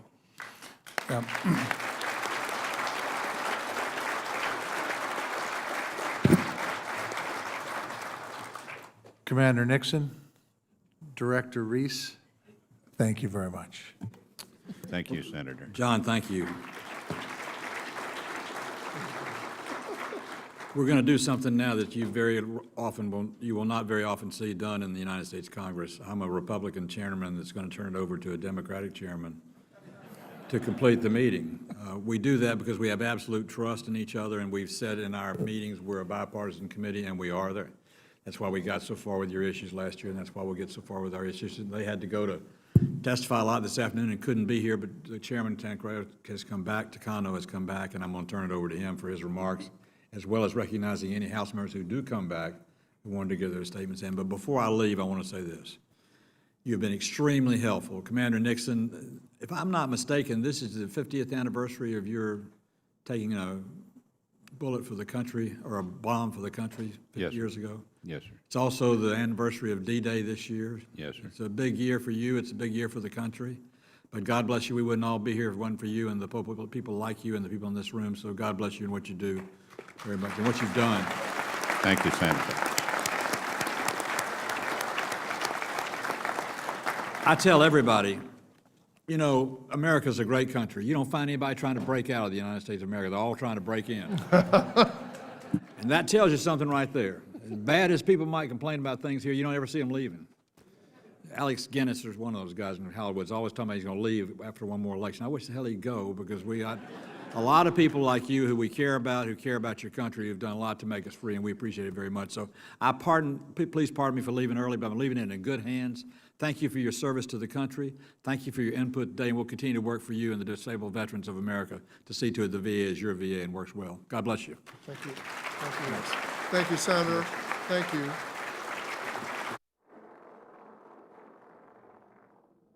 Say before the senator leaves, I know that they had to do a little job boning while the House members were going to do a long vote series. So, the senators, my friends, Senator Tester and Senator Isaacson, do what senators do best, which is to talk a lot and to move really slow.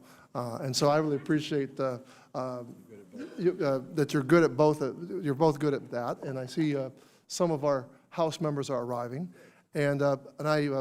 So, Senator, thank you for holding down the ship. I really appreciate working with you. Chairman Rowe, if he gets out of trouble, you take over, okay? Oh, it's Chairman Hill. Oh, good. Well, Ranking Member Rowe. I'm the chairman. So I'm very glad to see our House members coming in. I'm going to now recognize myself for 5 minutes, or however long. I don't plan to go the full 5 minutes. But Commander Nixon, I associate myself with all the remarks that my Senate colleague Isaacson said about your 50th anniversary and all the wonderful things that you have done to sacrifice for our country. But I know a lot of questions have been asked about health care, but I want to move over to the benefits side. I know that the DAV, it's a big issue for you is benefits. Congress provided the resources over the past couple of years for the Veterans Benefit Administration, the VBA, to hire several hundred new full-time employees, which they have done. The Board of Veterans Appeal, the BVA, was given authority for 125 new attorneys. These are the two agencies, the BVA and VBA, charged with implementing appeals reform. In your estimation, are these two new agencies adequately resourced, in your opinion? Thank you, sir. That's a really, really good question. I think I'll ask Mr. Marslick to answer that question. Thank you. We certainly do at this point. It's very hard to tell with appeals modernization on whether we're going to need more staff. What we do know is that over 40,000 veterans elected to participate early into RAMP, which gave veterans options to participate in appeals modernization, and over $45 million in benefits were paid to those 40,000 veterans. So we're certainly off to a good start, but it's very early to tell whether we're going to need additional staff at the board or at VBA to fully implement it all. But right now, we're just going to pay very close, provide very close oversight over the implementation and see how it goes. I appreciate that. Commander Nixon, are you concerned about what happens with legacy appeals going forward, specifically the appeals that are not in the new program because the appellant chose to stay with the old system due to being close to their docket dates? Again, I'll defer to Director Marsley. Thank you. We're certainly concerned. We're going to pay very close attention to that. Right now, in the legacy process, at any time you receive a statement of the case or a supplemental statement of the case, you could opt into the new process if you want. With over 400,000 legacy appeals, over 60,000 hearing requests, we're very concerned about how that's all going to work in the process. When you file a notice of disagreement, you could wait up to 2 years before you get a statement of the case, right? So that's the only time you can opt in now that you're in the legacy process. So we're going to continue to pay very close attention to that and monitor it and see how quickly it moves this particular year going forward. Well, thank you. I'm going to yield back my time, but Dr. Rowe, 5 minutes. Thank you. Can I make an opening statement? Oh, go ahead, please. Thank you all for, first of all, being here. I apologize. We've had a busy day, as you have also, and one of the fun things I got to do this morning was go out with and dedicate the property for the Desert Shield Desert Storm War Memorial for our Gulf War heroes.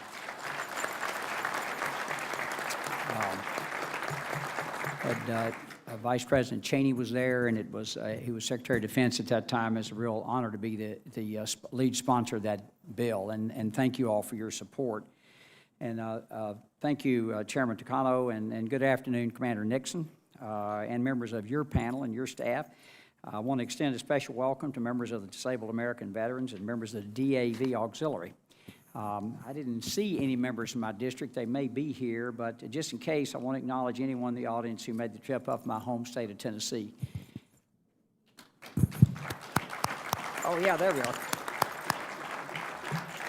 And Commander Nixon, no disrespect, but there wouldn't be a Texas without Tennessee. I want to pass that along.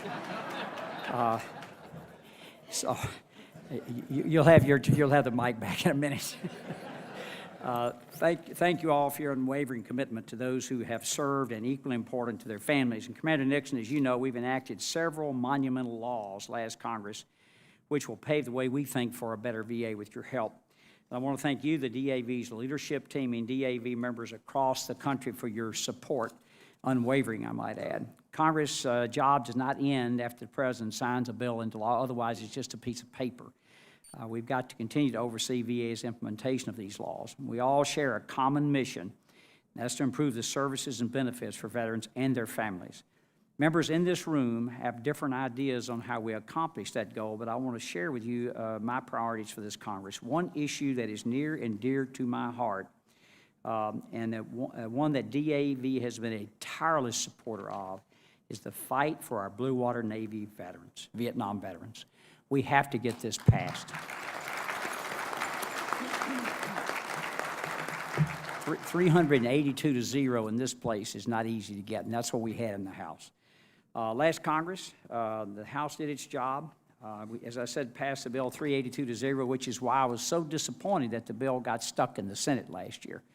Therefore, it's my desire that this bill pass the House again and be taken up quickly by the Senate. I'm encouraged, as you all are, I'm sure, by the Federal Circuit Court's recent ruling regarding Blue Water Navy veterans in the Proceedings versus Wilkie. We cannot stop until these veterans receive the benefits that they've earned. Another primary focus of mine will be to continue our work on improving the disability claims and appeals process, as the chairman was speaking of.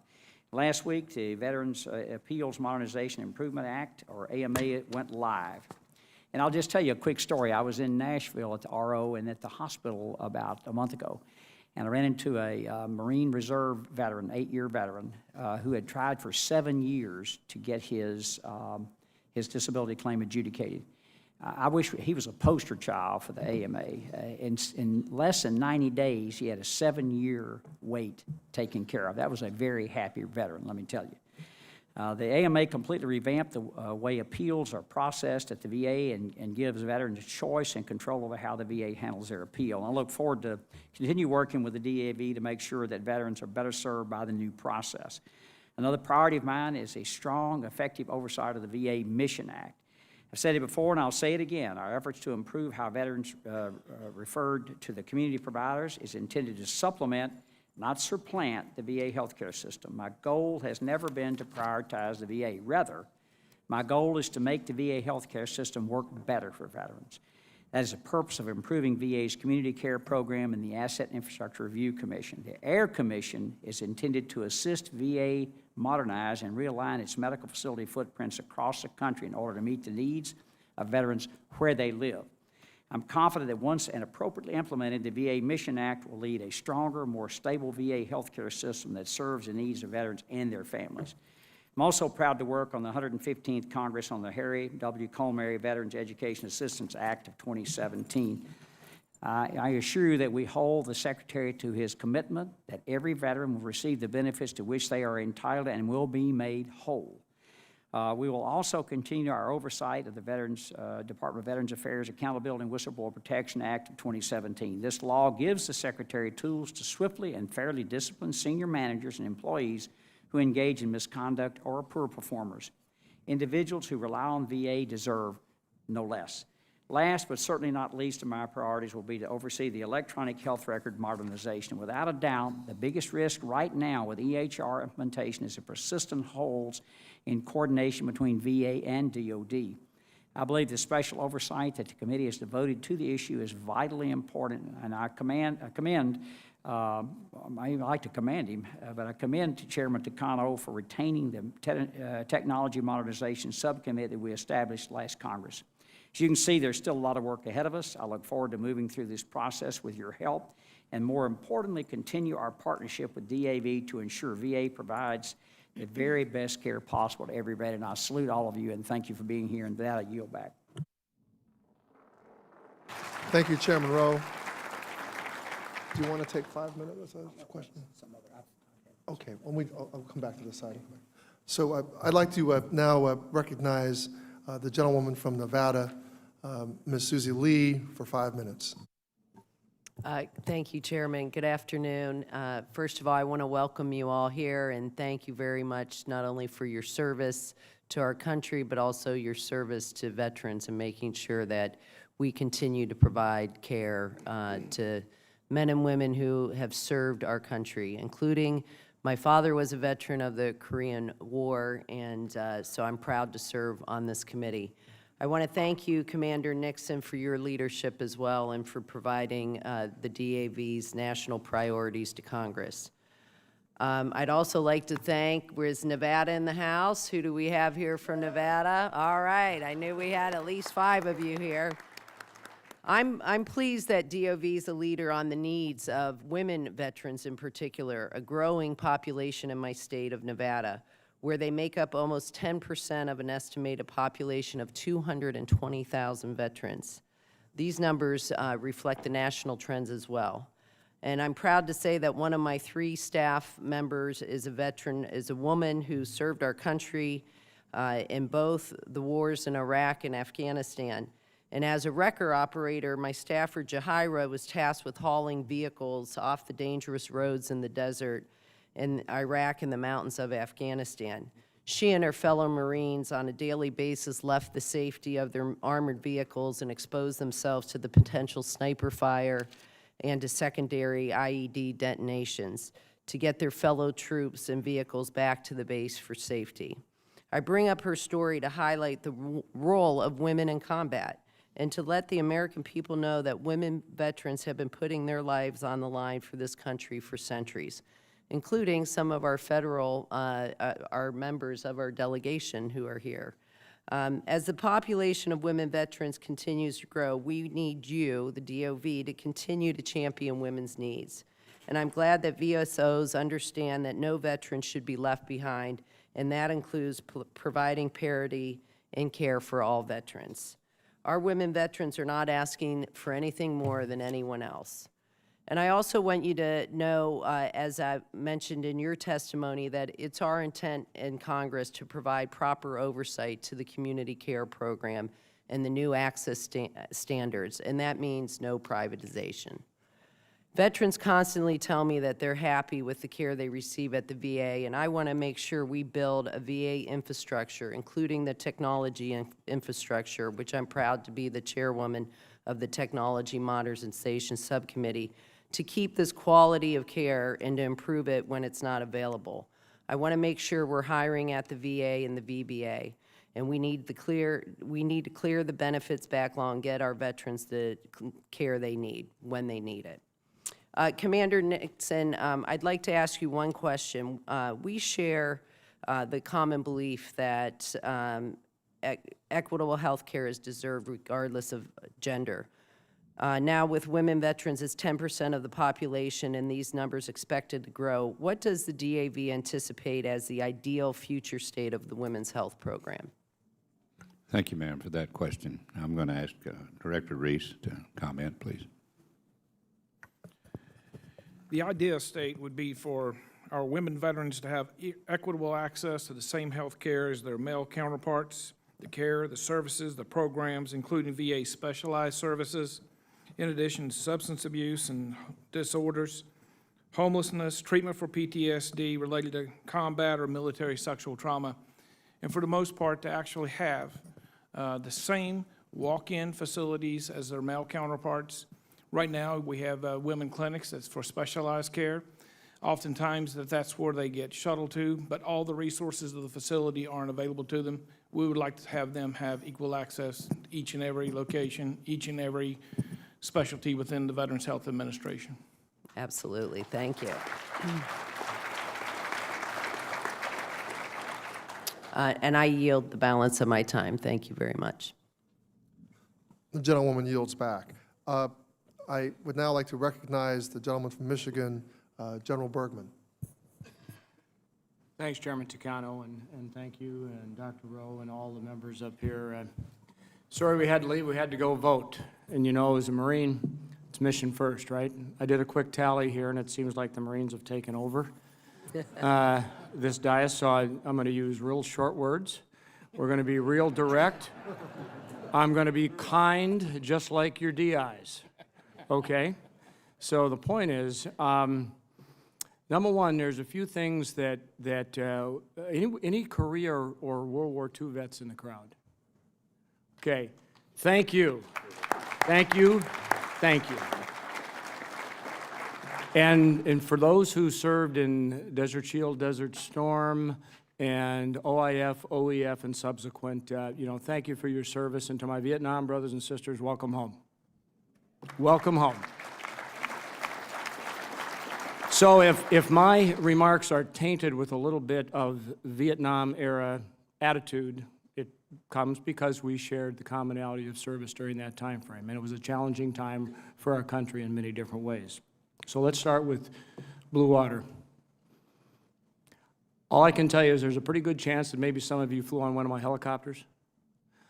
We didn't discriminate when we landed aboard the ship coming off the Vietnamese soil back and forth. We didn't go through a washdown, so the chances of, contaminants that were sprayed, they are on the ship as well as in the aircraft, as well as in us. We need to get that legislation passed to include everybody in the presumption of Agent Orange. Pure and simple. Now, I've got one question for you, and that is, when we talk about health care for veterans or health care for family-related, whatever it happens to be, what's most important? That they get quality, top quality health care in a timely manner, or that they get it through the VA system. If you had to choose one or the other, what's your choice? Thank you, Congressman, for that question. We would obviously choose, even if it is the private sector, that the top quality care for our nation's veterans should be conveyed. Okay. Well, thank you, because 2 years ago when I asked the question, there was a different answer in the room. And the point is, our VA is working hard every day to provide quality health care.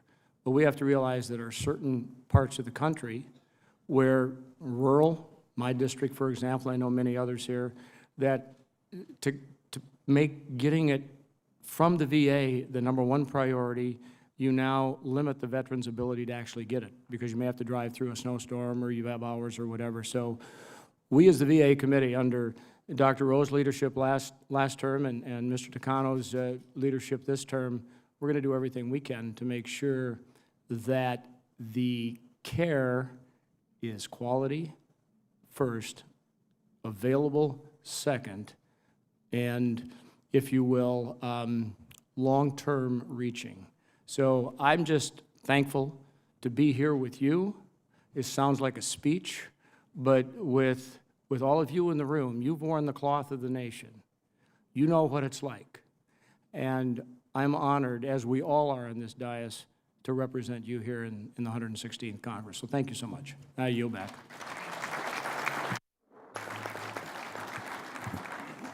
The general yields back. Next, I'd like to recognize the gentleman from New Hampshire, Mr. Pappas. Thank you, Mr. Chair, and thank you to Commander Nixon, to the leadership and membership of the DAV and auxiliary. It's really a pleasure to be with you here today. It's an honor to be in a room full of heroes, and I thank you all for your service and what you're doing today to speak out loudly and clearly for the veterans. I received this packet yesterday and spoke with a delegation from New Hampshire, and I don't know if New Hampshire's in the House here today. All right, they're letting us down, but they're with us in spirit, and they're roaming the halls, and they're also communicating the message about your priorities. And we've got to work collaboratively with you all over the next couple of years to ensure that your goals are the goals of Congress and that they get fully implemented into law, and I'm committed to ensuring that. One of my concerns is representing a rural state, a state without a full-service VA hospital, is that we're ensuring that the services are there for individuals when they need them, and that individuals aren't cut off whether they have a disability or whether they have to travel a long distance to get to where they need to be to access care. I'm wondering in particular about the promise of telemedicine and what you think that holds particularly for a disabled veteran population in a rural state like mine.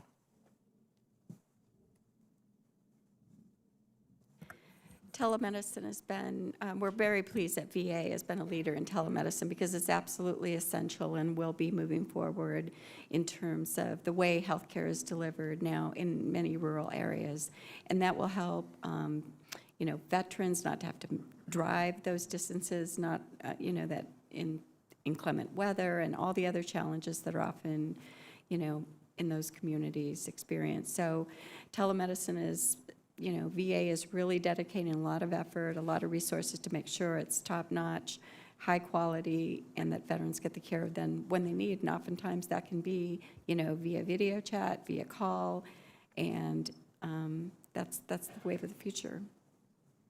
Well, thanks. And Director, I don't know if your you know, veterans have been experiencing any issues working with the VA on this, if they have access to the technology that they need and the expertise to be able to you know, get connected with a specialist, get connected with care through telemedicine.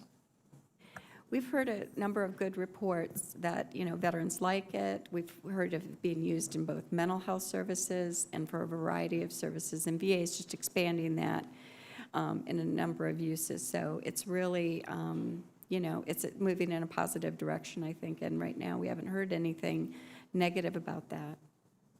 Great.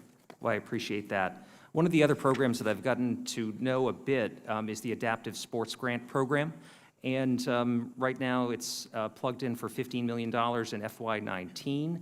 And again, this is a successful program that connects disabled veterans with services and is, you know, really supportive of their, you know, efforts to rehab in particular. So I'm wondering if you could comment on whether or not you think that's an adequate funding figure for that particular program, or whether you'd like to see it increased. absolutely a critical program. DAV's Winter Sports Clinic relies on veterans being able to have access to adaptive sports equipment through VA's prosthetics department. These these adaptive equipment make a difference in the life of a veteran, the quality of life. Them being able to, makes a difference between them being able to do something that they have loved, want to continue doing, even though they may have suffered a very severe disability. So we need to make sure that that funding is available for that program and make sure that that continues on and veterans get this, what they need. Thank you all. I really appreciate your work. Look forward to continuing to work with you, and I yield back, Mr. Chair. The gentleman yields back. I'd like to now recognize the gentlewoman from Guam, Ms. Radowagen. Talofa. That's welcome in American Samoan. I want to thank Chairman Takano and Ranking Member Dr. Rowe for holding this series of joint hearings to hear from our VSOs. I want to thank all of you, the members of the panel, for coming, and a special thank you to the DAV for sending your representatives to speak to my staff yesterday. You are always welcome in my office, and I especially want to highlight DAV's efforts regarding community care programs, Blue Water Navy, the burn pits issue, and improving gender-specific services for female veterans. When my staff briefed me on DAV's priorities for the 116th, I was so pleased to discover that once again, their list for the new Congress matched my own. I'm proud to co-sponsor several DAV-supported bills, and I look forward to continuing work with DAV on veterans legislation in the future. Our VSOs are the gatekeepers for our veterans' voices in Washington. The work all of you do to ensure that our veterans are afforded the benefits and services they've earned is so very important, and I want to thank you all for your service to our nation and those who stand in defense of her. As we move forward with this Congress and continue to address veterans' issues, I know that your priorities and goals will be at the forefront of our mission to improve the lives of our veterans. I want you to know that my colleagues and I on both committees, both sides of the aisle, value your input and hold your efforts in the highest regard. I want to conclude with a special thank you to the DAV Department of Ohio for working with my office in identifying DAV members in American Samoa. During my time in Congress, I continue to emphasize our veterans in the U.S. territories, and I appreciate your efforts in assisting me to ensure that our veterans in the territories are afforded the same opportunities and resources as those in the states. Thank you again for being here today. My colleagues and I look forward to working with you all. I yield back the balance of my time. Mr. Chairman. The gentlewoman yields back, and my apologies to the people of the American Samoa and to you for mistakenly saying that you were from another place. I now would like to recognize the gentleman from California, my fellow Californian, Mr. Levin. Thank you, Mr. Chairman. Very grateful for the opportunity to be here today, and thank you all so much for being here. As the new chairman of the House Veterans Affairs Economic Opportunities Subcommittee, I value your input, I need your input, and your guidance this Congress, and I'm so grateful for you all for traveling from everywhere in the country to be with us today. My district in San Diego and Orange counties is home to Marine Corps Base Camp Pendleton, and many of our service members spend time at Camp Pendleton and realize the weather's pretty good. I just checked, it's 65 and sunny right now in San Diego, and as a result, we have a high number of veterans that decide to come back and stay in our community. We're strengthened by our veterans as part of an integrated whole in my district, and they help every day facilitate the economic success of our region. However, there are also a number of veterans who need help as they transition. They face challenges related to high housing costs and job training, and I really hope that together we can make progress on issues this Congress related to the GI Bill, homelessness, vocational rehabilitation, home loans, and much more. Commander Nixon, I have just a few questions. Veterans homelessness is something we're deeply familiar with in Southern California, and a lot has been done in the last 10 years. A lot of gains have been made, but I think we all would acknowledge that there's plenty more work to be done. If even one veteran is homeless, that's one too many. So I wanted to ask you what recommendations you might be able to provide us on ways to address this issue. Thank you, sir. We certainly share in your concerns, and I would ask Director Reese if he could comment on that, please. We certainly do. As far as homelessness across the country, it's a shame that we have veterans that are in that mix. DAV has long had programs, services to include services from our Charitable Service Trust, where we provide resources necessary so that homeless veterans, those who are indigent or those who are in crisis states, have opportunities to recover. In just last year, we've given out 19 grants in the amount of $685,000 to assist programs in order to deliver those goods ourselves as an organization. We're very proud of being able to do that. In addition to that, within the VA, the resources of the veteran stand-down programs we participate across the nation. We also host one of those stand-downs at our national headquarters in Cold Spring, Kentucky. So DAV is very engaged in regards to the homeless community across the nation.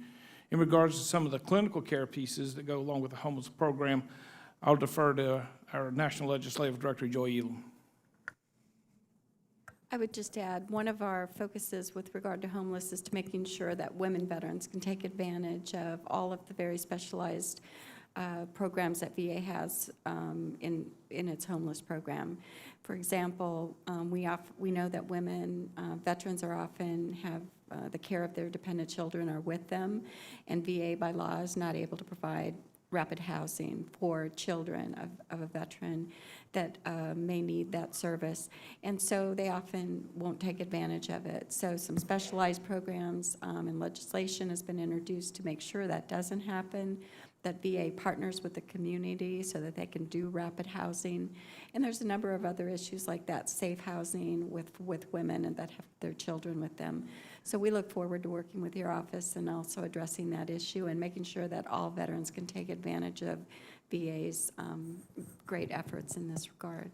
Absolutely. I just had an opportunity to go to the stand down in my district in North County, San Diego. It was an extraordinary day where we served, a couple hundred people either on the brink of homelessness or who were in fact homeless, a whole variety of services, health care, dental, housing, job training.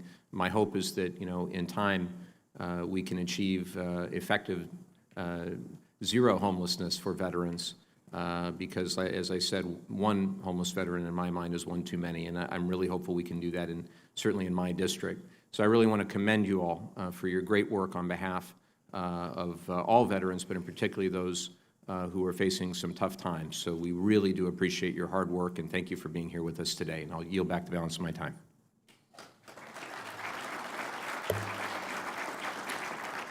The gentleman yields back. I'd now like to recognize the gentleman from Indiana, Mr. Banks. Was he? He's still not? He left. Okay.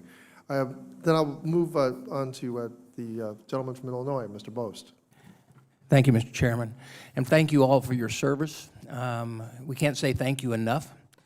It's quite an honor to serve on this committee, to serve in the capacities I have the last couple years. I was just thinking, and the previous speaker, he represents an area that 39 years ago today, I was 3 days short of graduating from Marine Corps boot camp. Let me tell you, it's a beautiful place, but it really wasn't a pleasant time. So just need to know. So I do want to say thank you to all of you. Thank you for your service. Let me tell you that last year when we moved forward with the Appeals Modification Act, and we moved forward with that, and we were working hard on that because it's vitally important that this process be speeded up. The amount of people that have the appeals out there and the frustration that they can feel. I myself have experienced it in a case where, on a hearing loss that I had in the Marine Corps. But let me tell you that I have worked with the VA tremendously to try to make sure we speed this process up. And I want to thank the members of this committee that were in, that former Chairman Rowe, Ranking Member Rowe, Chairman Takano, all of them for working hard to make sure we pass that law. And Commander, I want to thank you for your service to our nation and your service to the DAV. But I do want, and I know you probably were answering this when I came in a while ago, and I'm going to go ahead and ask it again anyway so that I can get the answer, because as a Marine, that I just said I have that hearing loss, I was coming in the door. And when we passed that bill, I had a really, really big concern that our legacy members that were on the legacy side were going to take even longer. What do you see right now with the VA as they're implementing this, and where have they been working with you, and how can we help to make sure they speed this process up for these legacy appeals? Thank you, Congressman, for that question. You were, as you said, you were kind of late coming in. You don't know that I've been handing all of these off to Director Reese. No.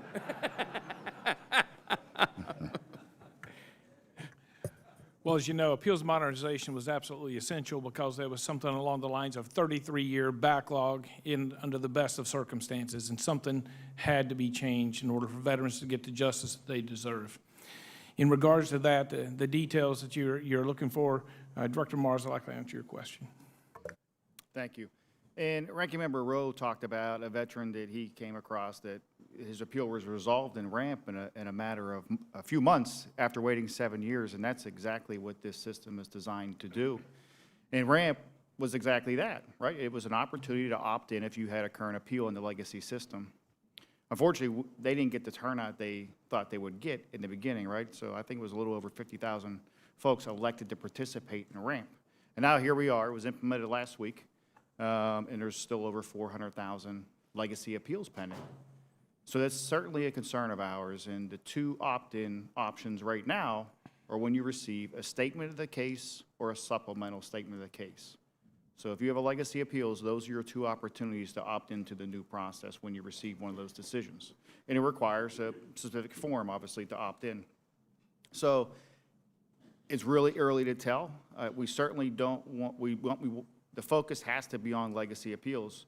Chairman Mason from the board presented to this group yesterday at the hotel at our conference and talked about how that is their priority, to ensure that legacy appeals are a priority for everybody. So we're going to continue to remain vigilant and really watch over and make sure that they are a priority for everybody. Those are the folks who have been waiting the longest. We got to make sure they get timely decisions, and then they have their options as well. And with regards to appeals modernization, there's really no wrong option there. You can elect any one of those options. Your effective date's protected, and it really puts veterans in the driver's seat on what they want to do. Which is what we want. Which is what we want. And let me tell you that our committee, Ranking Member now, Disability and Memorial Affairs, we're more than willing. You see issues come up, you come to us, we'll be on it just as fast as we possibly can. Thank you all for your service, and thank you for being here today. I yield back. The gentleman yields back, and before I recognize my colleague from California, I want to say that Julia Brownlee's bill successfully passed the House in the past few weeks by a 400-vote margin, thanks to the work, the bipartisan work with Dr. Phil Rowe and the Republican members of this committee.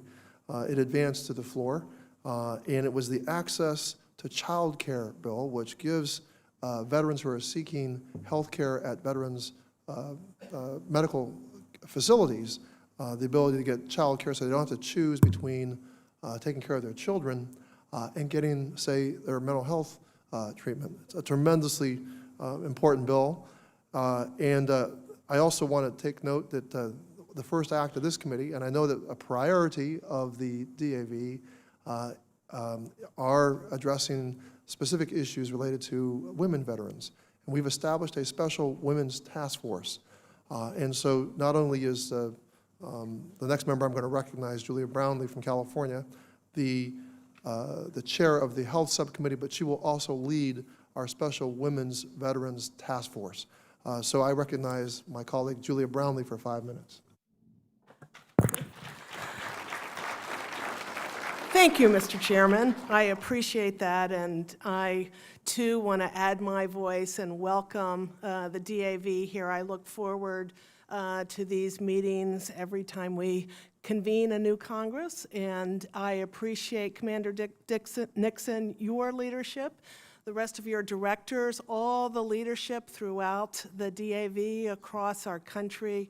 Thank you for serving our country, and thank you for continuing to serve our country by making sure our veterans, men and women across the country, are served properly. So I appreciate it, and Commander Nixon, I want you to know that the folks here in Washington that represent the DAV every single day do an extraordinary job of advocating for veterans across the country, and particularly veterans from DAV. So they do an outstanding job.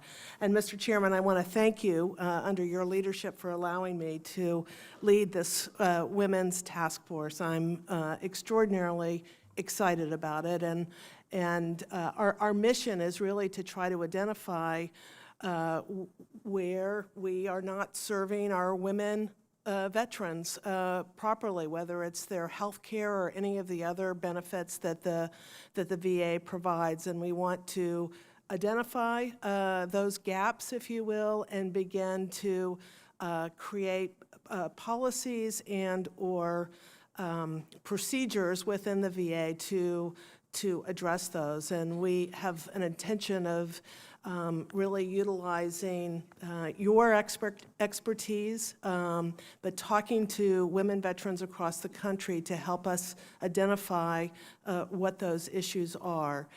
Also, we want to figure out where all the barriers are for women to access the benefits that are there. And what we have determined so far is many women leave the military and don't identify as veterans, and therefore don't access the services. So we want to be able to try to penetrate on that and identify where those barriers are, and figure out how the VA needs to change in order to be a welcoming mat to female veterans. So I know that Congresswoman Lee, when I walked in, she was also asking about services to women veterans, and I too would just like to ask a similar question to, you know, if we can, to drill down a little bit more. And I know we'll have many more meetings after this, but what are some of the very specific policy proposals that you think this task force should prioritize, and to better ensure that our services to female veterans? Commander Nixon.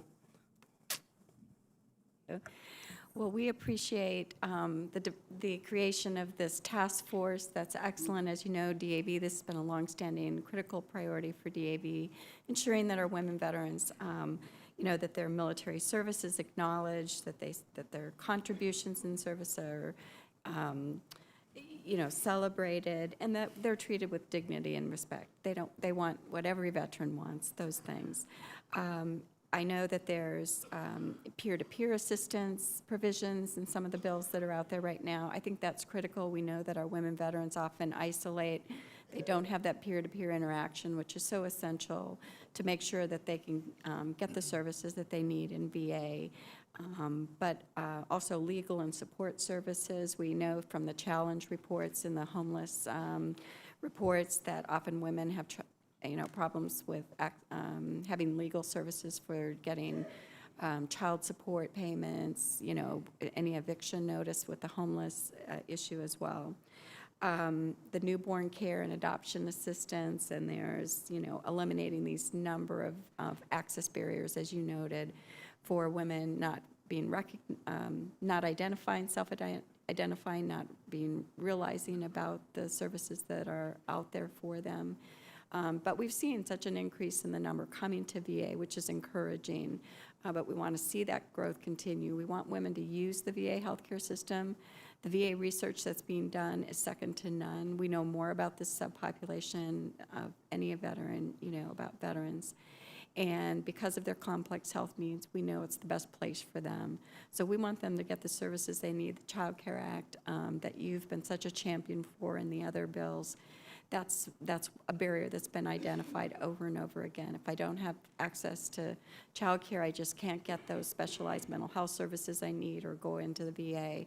So I think there's a number of things that can be done, and I look forward to providing any assistance for DAV. You know how important this issue is to us in our most recent report. So we hope that also lays a roadmap out there for the number of issues that can be tackled, and I think this is excellent news. Well, thank you for that, and I will look forward to working closely with you and all the other VSOs and women veterans across our country to make sure that we are servicing our women in a way in addressing the needs that they have. And I believe in many cases, whether it's mental health, it might be men and women can experience military sexual trauma. But I think in terms of addressing that, men and women may need to deal with that in a different way.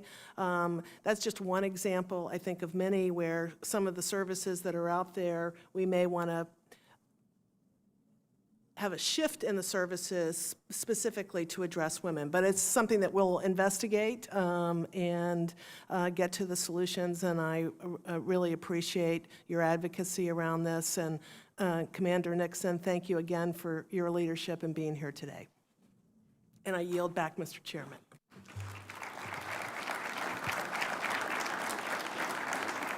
The gentlewoman yields back, and I look forward to the work she'll be doing with the Women's Veterans Task Force.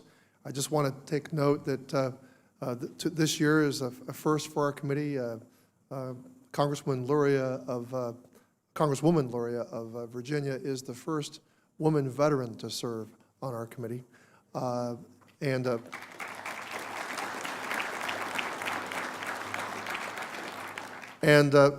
our 5 subcommittees, 3 of them are chaired by women members of the committee.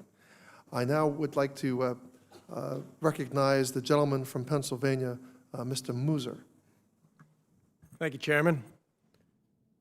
Commander Nixon, all members of the DAV, Disabled American Veterans, really an honor to be here and work to serve you, all of you who have served our great country so well. I had the occasion to be over at the Pentagon yesterday for a good part of the day, and it was fascinating. We got some very good information, and we certainly have a very strong and mighty military. We just got to keep it that way, and I think a few of you likely agree. You know, I'm from Pennsylvania, the Pennsylvania 9th, so it's eastern central Pennsylvania. We do have in the district Fort Indian Town Gap, and we have the Lebanon VA. We also have many veterans who utilize the Wilkes-Barre VA, which is just outside of the district. I also have as many as 88,000 veterans. So out of a district population of 705,000, we have 88,000 veterans. So it's certainly a veteran-rich district, and it's one of the reasons that it's such a great district. Is anybody here from Pennsylvania, by the way? All right. Hoorah. Let's get a Yingling later. All right. So I certainly have a number of questions, and I had the chance to speak with a few veterans and members as I came through. But Commander Nixon, I'll let you delegate it. I'd just like to ask you what you think that we should be doing here in Congress and on the Veterans Affairs Committee to help employment opportunities for our brave men and women.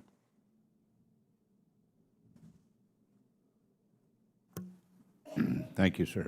I'll defer that to Director Hall. Well, thank you certainly for the question. DAV is doing quite a bit in the employment sector.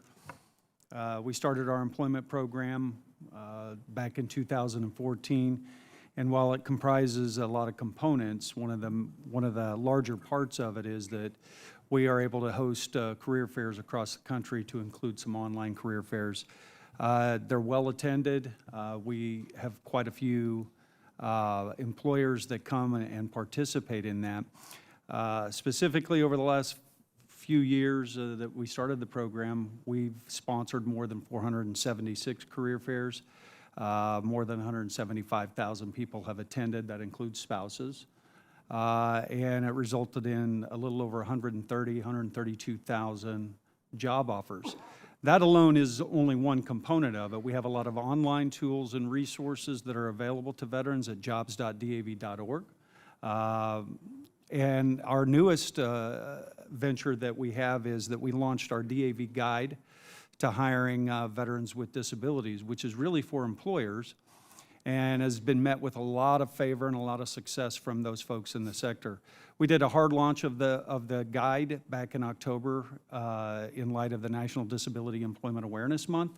And that alone, we had more than 50,000, more than 60,000 really, visits to that page on our website because it's free for download. And it's aimed at being able to provide some quick solutions to companies that were apparently meeting a lot of challenges when it came to, or barriers when it came to hiring veterans with disabilities. So with that, we have various other components, sponsoring a television program, Hiring America TV, which is aired weekly, to provide a lot of these resources and outlets for veterans and their spouses to be able to access those employers. Well, thanks. Thanks for that information. Certainly, if there's ever anything at all that you could provide that we could be or I could be of assistance, please contact my office or, of course, this committee. And that goes for all veterans in the office. It's truly my honor to serve. We salute you, and thank you very much for your service. I yield back my time, Chairman. The gentleman yields back, and I now recognize the ranking minority member of the committee on the House side, Dr. Rowe, for any questions and your final comments. Okay, thank you, Mr. Chairman. And Commander, a shout out to you for your service. I read your testimony last night, and a shout out to the DAV for providing almost $9 million in vans in the last couple of years, along with the association you have with Ford Motor Company. Full disclosure, I got a Ford pickup truck too, so that's absolutely awesome. I want to thank the auxiliary. I think one of the things that happens many times, and I didn't think about it as a young man when I was deployed, but the families you leave at home. And they have to look after a lot of things, a lot of responsibility when we are deployed and not home. So I want to thank all the auxiliary members who serve and supported us and supported you. So a shout out to them also.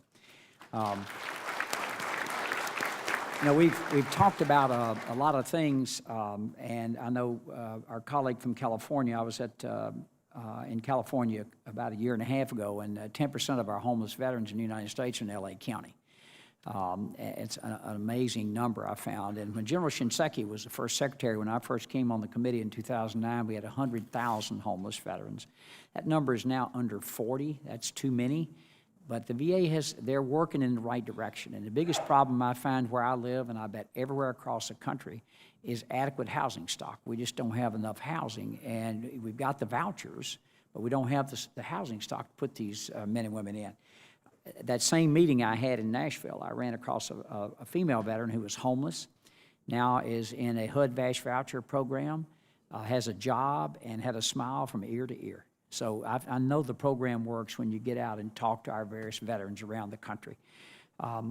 Commander Nixon, I want to go over just a couple of things. Oh, by the way, just as for full disclosure, 4 of the 5 ranking members on the subcommittees are veterans. I just want to point on the Republican side. I just want to point that out.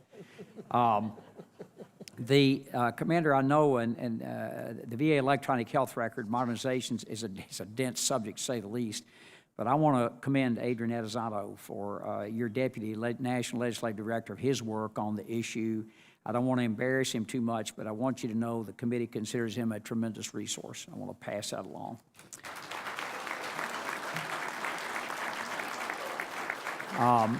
A couple things I want to go through very quickly, and then I'll finish up. We passed, hopefully, a transformative bill for the VA, which is the VA Mission Act. And just to Commander, very quickly, what are you all's initial impression of the access standards that the VA just rolled out? Thank you, sir. I'll ask Mr. Reese to direct it. Well, unfortunately, as you know, throughout the process of creating the Mission Act and its actual work groups at VA, members of Congress, staff from Congress, the VSOs, and several stakeholders, it was a great collaborative process. Came to fruition with a bill that we all thought was a nice compromise and a nice consensus document that became law. Unfortunately, since that time, we have not been engaged, and we have not been able to give adequate feedback in regards to those access standards. We were basically told the same thing as Congress was, but coming out in the Federal Register, and you can read them then. So they did come out about 10 days ago. We're giving a hard look at them. So far, what we've seen is, for the most part, the access standards that were published, they are an average. And unfortunately, our nation isn't based on average.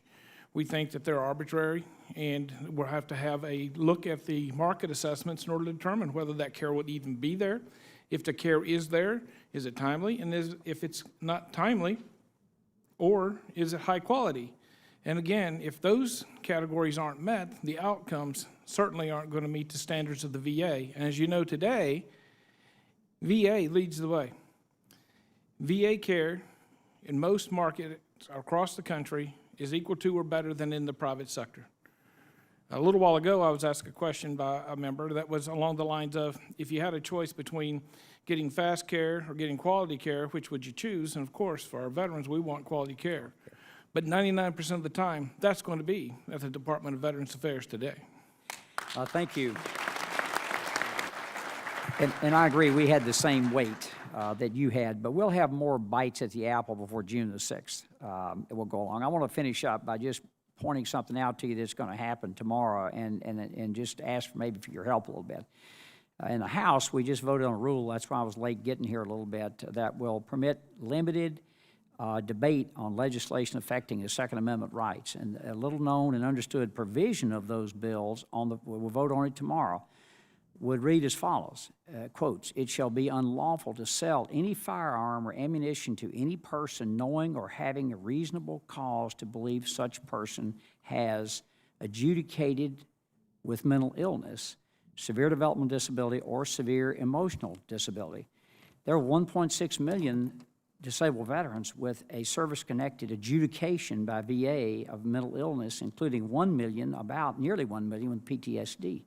We need to slow this train down, and we can understand so we can understand what we're doing. I had an amendment to clarify that veterans with a VA mental illness adjudication were exempt from the bill standard, but that was ruled out of order. I couldn't get that in the bill. So just to make you aware, it's 11:12, and I just think we need to debate this a little more and a little longer before we say that a veteran that's protected this nation, because, and my concern is that we'll take veterans and they'll be afraid to come in to speak to us about their mental problems because they might lose their right to own a weapon. And where I live, that's very, very important, where we live in 1st Congressional District of Tennessee.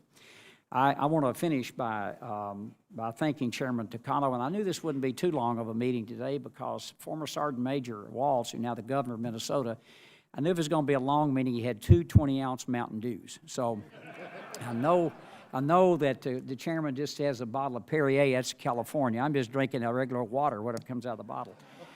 But I want to thank the chairman. I look forward to working with him, and this has been a bipartisan committee. As you all know, we could never have gotten done in the last Congress what we got done. And with your help, we'll continue to do what's right for our nation's heroes. I thank you, I salute you, and I appreciate the opportunity to serve. Now yield back.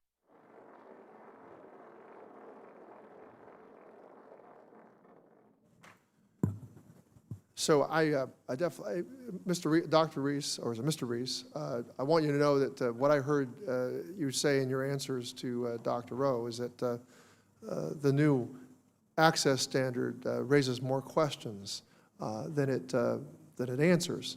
And I heard at least 6 or 7 questions that need to be answered from what you said.